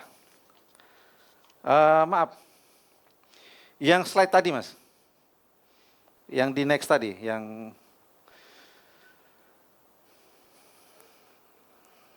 lagi, yang PPAP. Nah, ya ini sudah macet nih ya. Nah, mari kita lihat terus, langsung munculkan aja semua. Anda semua call 2, jangan ditulis dulu, perhatikan dulu penjelasan saya. Anda semua call 2 kan? Nah, begitu call 2, 0 call, misalkan ini semua 1 triliun di jumlah nih, yang macet 1 triliun di bank itu. Call 2, itu bank harus ngasih 0,5% dari 1 triliun ke BI. Cadangan. Lalu call 4, ini karena sudah belajar di PBTR semua, macet sampai call 4, makin banyak call makin bagus katanya. Berarti 1 triliun itu harus disimpan di BI. Uang bank ini Pak, yang harusnya disalurkan ke nasabah, nggak boleh diapa-apain, simpan ke BI 500 miliar. Call 5, bank dari Anda semua yang macet 1 triliun, nyiapkan, pindah ke BI. Nggak boleh diapa-apain. 1 triliun freeze. Kata si abang, mana duit saya 1 triliun? Kata BI, nggak bisa. Urusin dulu NPL kau itu. Sampai selesai baru saya kembalikan. Jadi abang itu deg-degan nggak? Dia nggak bisa pakai 1 triliun itu. Gara-gara siapa? Gara-gara siapa? Gara-gara siapa? Oh, angkat tangan. Hah? Bos, bos, bos. Tersangkanya ada di sini.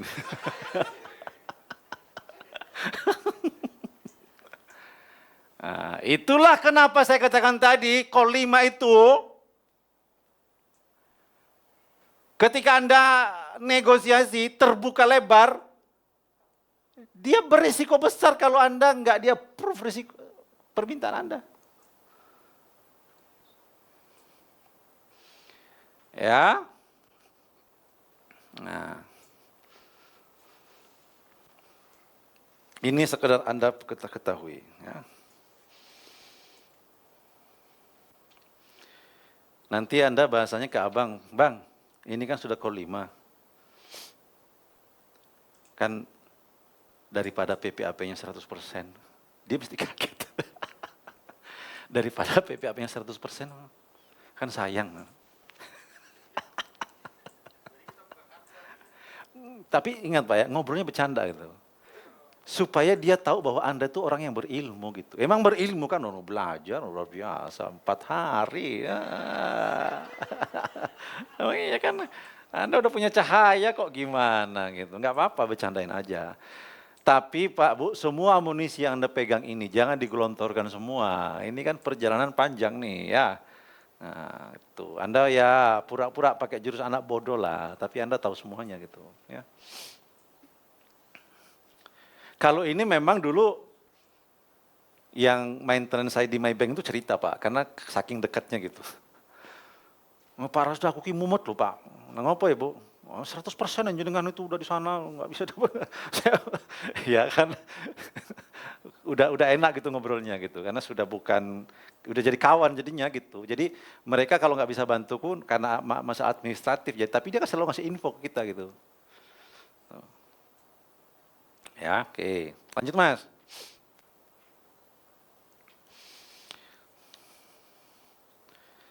Nah, konsekuensinya ini kita udah NPL ya. Nah, masih NPL ini. Jadi, bayangin Pak Bu, dari semua jumlah nasabah itu tidak boleh lebih atau sama dengan 5% yang macet itu. Kita ini kan pelaku semua kan? Nasabah perbankan banyak, enggak boleh lebih dari 5% yang kayak kita ini. Kalau lebih dari 5% itu bank bisa tutup Pak. Ada alarm di BI bunyi. Itu. Jadi langsung pengawas penyidik turun semua Pak, ngamati. Kionopo ini kan semua sistem Pak. Kok 5% macetnya gitu. Iya, lama nasabah, lu nasabah. 5% Pak, macet. Wah, ini gimana ini? Nah, mari kita pelajari apa sih sebenarnya. Coba baca yang kuning, 1, 2, 3. Oke, terus? Nah, lanjut Kang, lanjut, next. Nah, baca atas bank.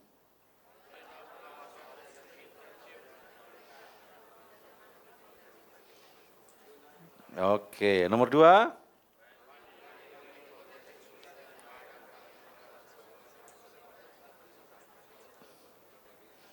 Tuh, bayangin Pak, bank dianggap memiliki potensi. Kesulitan apa dia bilang? Kesulitan yang membahayakan, coba. 5% Pak. Ya, jadi sebenarnya kita takut, dia lebih takut. Kita merasa bahaya, dia lebih bahaya gitu. Bayangin Pak. Ya, gitu. Oke. Lanjut Mas.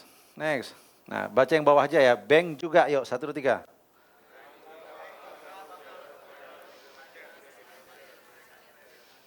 Lanjut. Oke, ya. Baca, maksudnya baca yang kuning aja sekali lagi. 1, 2, 3. Bagi yang 5% ini sudah call 1, call 2 udah macam-macam diikhtiarkan ya. Kan biasanya kan ada ikhtiar dari abang tuh ya, supaya NPL-nya nggak naik, pasti Anda ditawarin kayak rescheduling. Ya kan?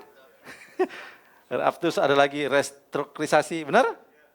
Ada lagi refinancing. Dengarkan istilah itu pasti Anda ditawarin kan? Ada lagi relaksasi. Iya kan? Nah, ada lagi revitalisasi. Habis itu ada lagi rekoso. Dan juga ada lagi remuk sisan. Jadi semua itu ditawarin. Nah, itu untuk apa semua itu? Restrukturisasi, revitalisasi. Supaya banknya itu tidak 5%.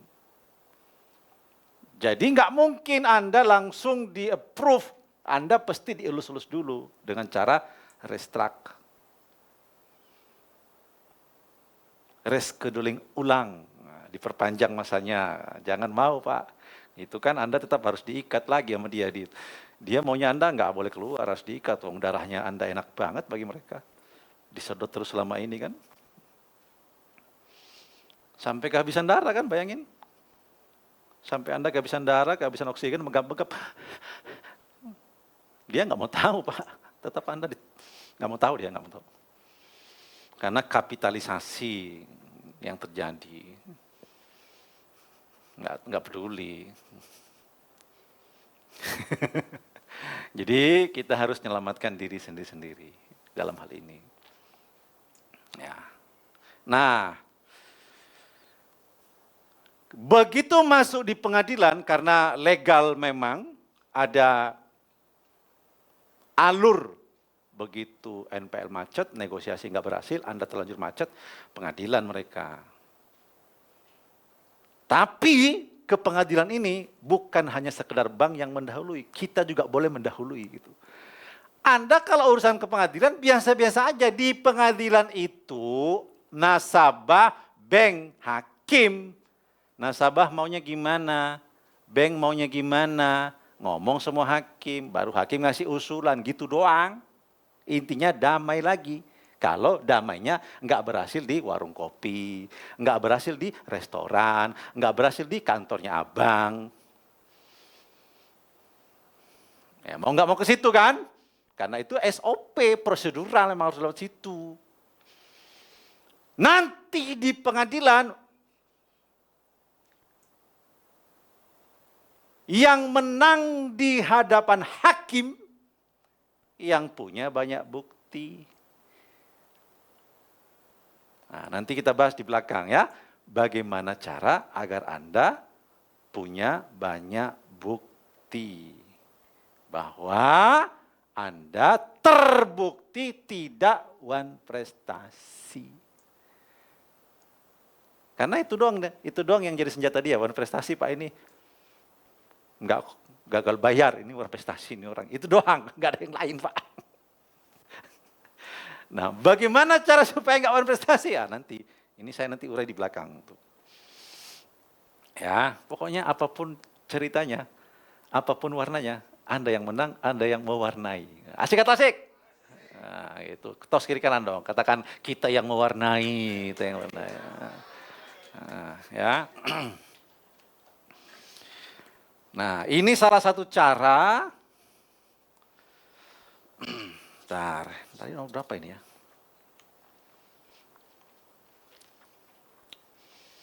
Bentar, saya cek dulu biar.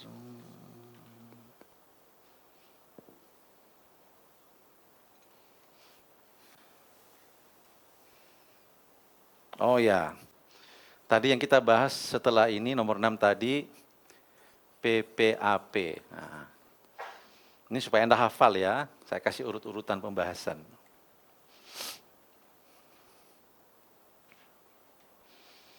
Nah, setelah itu nomor 7, WO. WO itu apa? Next, Mas.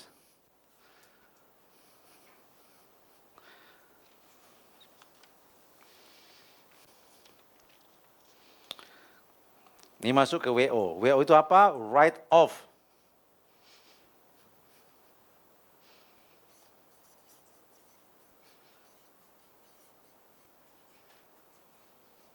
Ya.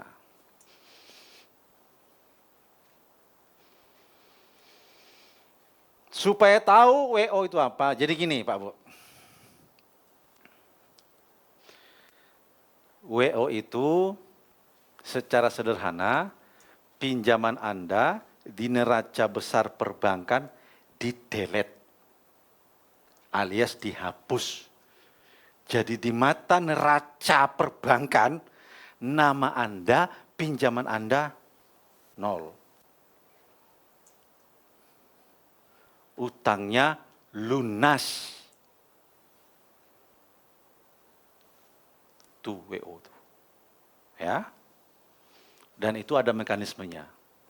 Tapi Tapi Anda nggak pernah tahu kalau utang Anda sudah lunas. Anda cuma bisa menduga melalui pengetahuan ini. Dan dia tetap nagih sama Anda. Oke, tapi utang Anda sudah lunas. Bang, sudah WO belum?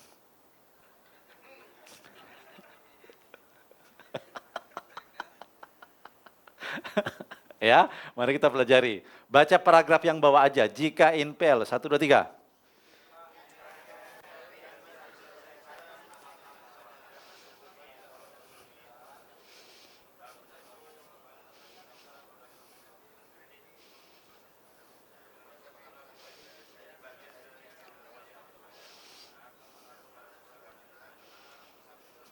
Nah, jelas kan? Nih, harta nasabah tidak mencukupi garis miring sudah sulit. Maksudnya ki wes ra mungkin ditagih. Dalam kondisi tertentu udah gak mungkin ditagih, udah sulit. Legal undang-undangnya adalah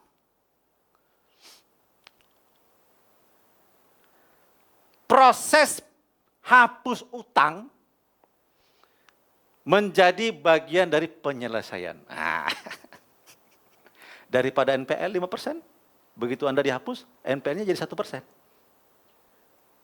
Daripada 1 triliun ngendon, hapus aja utang Anda. Turun NPL-nya 1%, sehat banknya. Itu maksudnya aturan ini. Ya, ini alur Pak, alur proses. Tapi menuju ke sini ada tangganya. Ya, nah, mari kita tambahi maklumat kita sekalian. Nah, ya, ini saya mau kasih tahu fakta ini ya. Baca yuk, 1, 2, 3.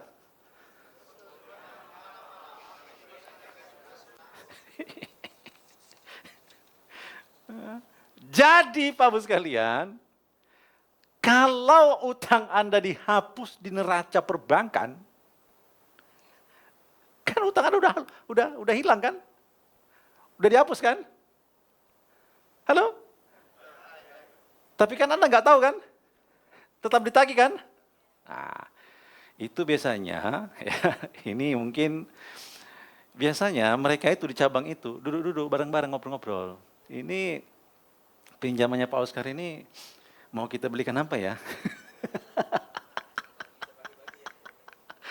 Karena itu sudah hilang Pak, tapi di laporan rugi laba di cabang itu masih ada, tapi neraca di pusat hilang. Oh, masih berapa? Masih ada 100 miliar. Oh gitu deh. Besok kita mau nanti dianggarkan untuk, nah gitu. Itu Pak, pintu negosiasi di situ udah makin terbuka lebar. Tapi WO itu bulan keberapa ayo? Kalau Anda belajar tadi berarti bulan keberapa? Kalau Anda belajar tadi? 6, 7 terus? Bukan 7, bukan 6. Bulan keberapa? Bukan akhir tahun juga. Maksud saya nanya bulan keberapa dari utang Anda macet, WO itu? Ibu-ibu saat borojol bulan keberapa, Bu? Nah, itu aja yang Anda ingat itu. Biasanya di atas bulan ke-9, itu sudah WO. Ini kemarin ada unik, warga MMC di Sulawesi itu, utangnya masih 1,3, tapi bayarnya cuman, utangnya 1,3, utangnya 1,3, appraisal, ini kurang lebih ya, mungkin angkanya nggak pas tapi mirip, karena saya kan nggak tahu koma-komanya. Utangnya di perbankan 1,3, appraisal 2 miliar, lalu dia jual rukonya itu, terjadi jual beli rukonya itu sekitar 1,3 tadi, terus dia dapat 600 juta. Nah, iya, aneh kan? Karena memang sejatinya utangnya sudah. Tagihannya masih 1,3. Rukonya laku, dapat duit 400 juta coba. Nah, itu Pak Haji, karena ngobrol sama orang bank terus orang ini. Ngobrol terus. Pokoknya kalau kita itu ngobrol, Pak, deket sama mereka, jadi sahabat, itu pasti dia kasih clue kok. Cuman mereka itu hati-hati nggak mau vulgar. Mana tahu nanti Anda dibantu, Anda bocor. Nasibnya dia dipertaruhkan. Gitu. Jadi bank itu hati-hati juga. Anda segera tahu gitu loh, bahwa mereka itu mau bantu kalau kita dekat dengan mereka. Makanya tadi maju sendiri aja. Kalau Anda pakai tadi kaki yang baru, aduh, dia pasang kaki yang lebih kuat. Ayo kursor lagi.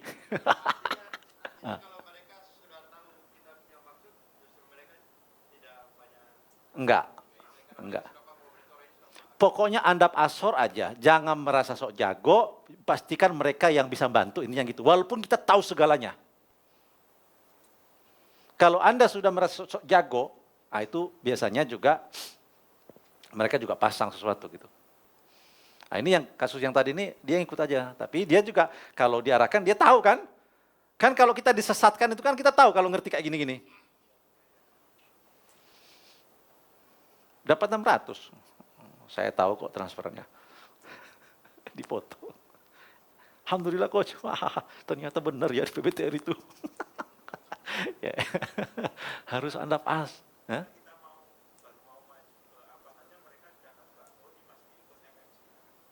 Oh enggak apa-apa Pak. Iya Pak, betul saya ikut MMC. Kok Bapak tahu? Bapak mau ikut juga.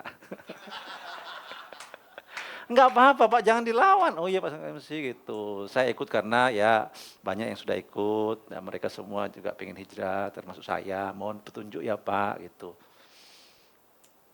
Enggak apa-apa gitu. Beberapa perbankan Pak, ini kalau warganya benar ya MMC ya, kalau warganya benar ya mengikuti prinsip-prinsip tadi. Itu kalau tahu warga MMC, udah MMC, oh iya saya sudah tahu apa yang kamu mau. Ya udah gimana gitu langsung. Bahkan ada Pak di cabang di Kendal itu, orang MMC masuk itu menceritakan warga senior di situ tuh telepon sama pimpinan cabangnya. Mas, ini ada warga MMC, tolong dikondisikan ya sama seperti kamu. Maksudnya gimana nih? Hah? Pimpinan banknya itu telepon salah satu warga senior di situ. Warga senior ini sudah lunas. Mas, ini ada warga MMC juga yang datang nih, tolong tolong kamu ngobrol, dibantu, dikondisikan sama seperti kamu ya. Hah? Bukan Pak. Enggak juga, apa? Diajarin karena orang MMC ini sudah sama-sama memahami gitu loh dengan orang perbankan gitu loh. Udah kenal, udah kedekat gitu. Nah, dia kan biar enggak ngabisin waktu, suruh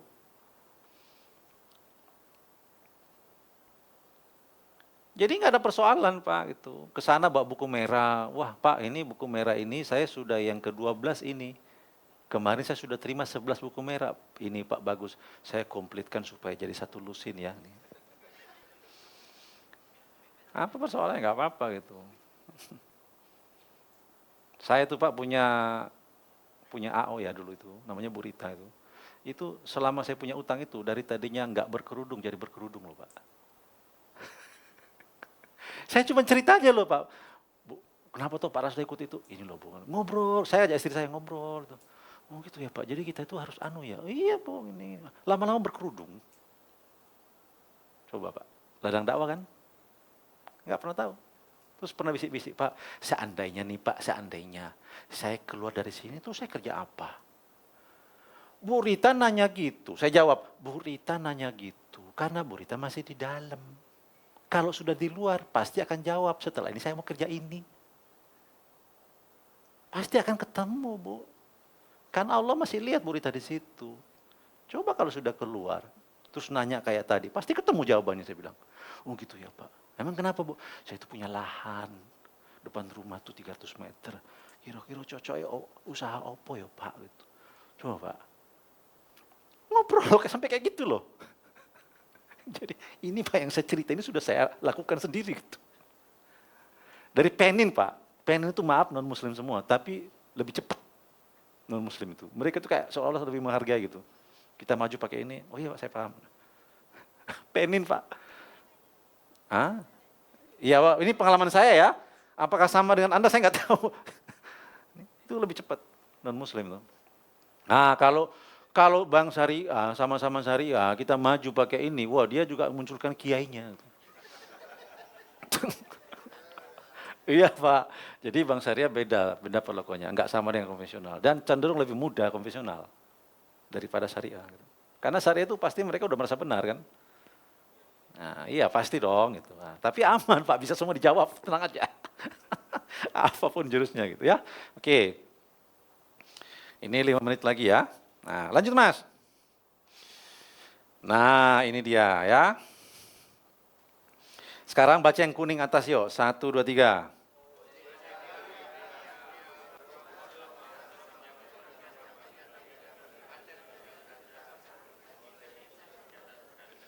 Nah kan, nggak ditagih lagi kan. Terus baca yang putih itu, hapus buku.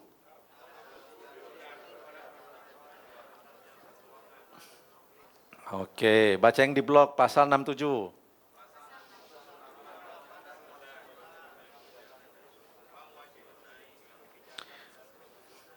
Oke, bagus. Next Mas, ini masih lanjutannya ya. Baca yang di blok kuning.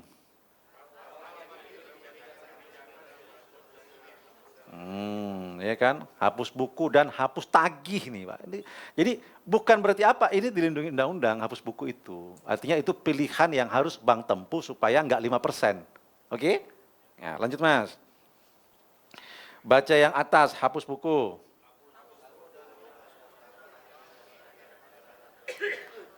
Nah kan, terhadap yang macet. Yang kuning yang di bawah, hapus buku.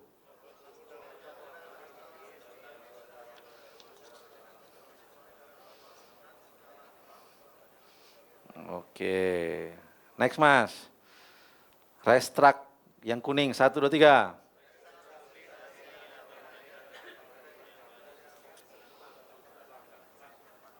Oke, lanjut Mas. Nah, otoritas 1, 2, 3.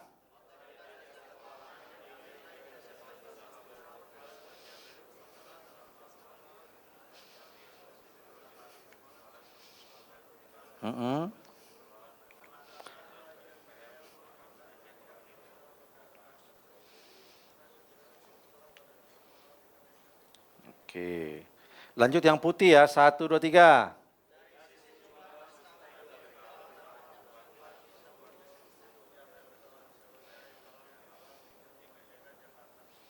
Oke, jadi pertanyaan saya gini, kalau kredit macet itu endingnya berarti apa?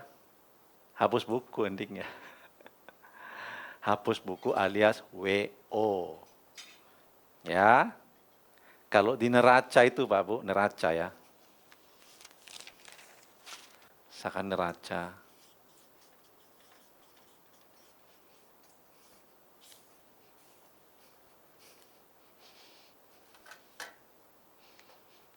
Di sini misalkan, di sini apa yo? Nah ya.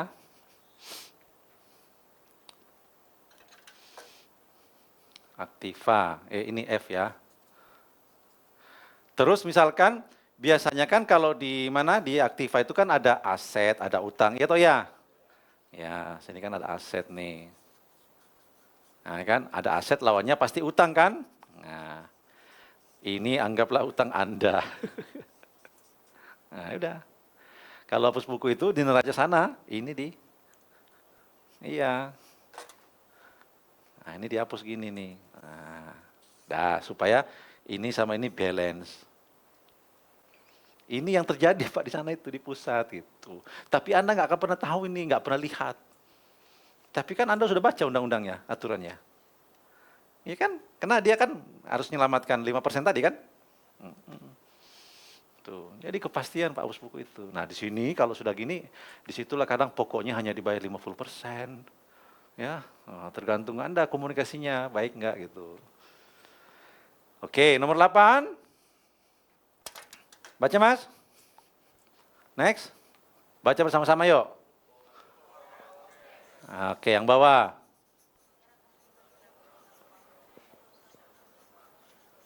Nah, inilah yang saya maksud tadi. Kalau Anda ada dana cash, misalkan mau bayar, mau dicicil satu-satu kan utang kita ini macam-macam. Ada yang 10 miliar, 5 miliar, 1 miliar gitu. Sertifikatnya pun beda-beda itu. Udah bawa uang cash ke abang tuh. Kenapa? Karena abang itu ya pada prinsipnya semua proses negosiasi itu ketika mereka lihat uang cash itu kecenderungan untuk yes-nya itu tinggi, Pak. Ini sama juga berlaku ketika Anda nawar barang. Saya kemarin ngobrol sama Pak Nunu itu. Pak Nunu masih ingat yang saya cerita tadi? Pelatih kuda di Azikra. Dia pernah cerita gini sama saya. Suatu ketika ada kuda sakit tuh yang punya seorang jenderal di Surabaya. Kudanya ini dijual 400 juta. Lalu Pak Nunu itu karena kudanya sakit, dia itu ibah, pengen ngerawat. Kenapa? Karena kuda itu udah dirawat habis 400 juta, bilnya itu diperlihatkan nih.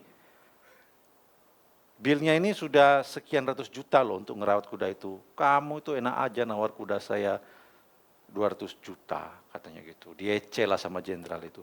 Ya udahlah Pak, kalau nggak boleh ya nggak apa-apa. Saya kan cuma pengen ngerawat aja. Ya saya mau pulang kalau mau ini 200 juta nih. Nggak bisa, enak aja itu kudanya nggak bisa. Ya nggak apa-apa, saya pulang ya Pak, saya beli lagi. Begitu dia keluar pintu, Pak sini, kamu ke lantai 2 atas sana. Di lantai 2 transaksi Mas 200 juta. Nah itu the power of cash itu begitu Pak. Coba aja Anda tes kalau mau tawar properti apa, coba. Nih Pak, nih saya mau. Kenapa? Karena hari ini Pak, banyak orang nawar tapi nggak ada duitnya. Kalau kita bisa, wah ini kekuatan cash itu di situ. The power of cash is the king gitu kan. Oke, lanjut Mas. Wah ini contohnya ya, ini warga MMC ini kelakuannya kayak gini semua nih. Makanya sekarang ditiru-tiru Purbaya gitu, ditiru-tiru diliatin duitnya 13 triliun kan kemarin. Siapa? Kok Purbaya sih? Jaksa Agung. Itu mungkin karena sering lihat warga MMC pamer-pamer gini, jadi dia juga pengen liatin. Lanjut. Oke, angkat tangan kanan, mana angkat tangan kanan, tepuk sebelahnya, bestiku.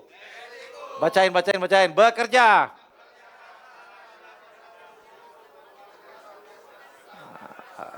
Oke, angkat tangan kiri. Oke. Pegang kuping orang yang di samping kirinya. Bestiku. Telingamu ini untuk mendengarkan nasihat dari saya. Yang pertama, cash is king. Makanya Besti, nomor 1. Bacain. 2, 3,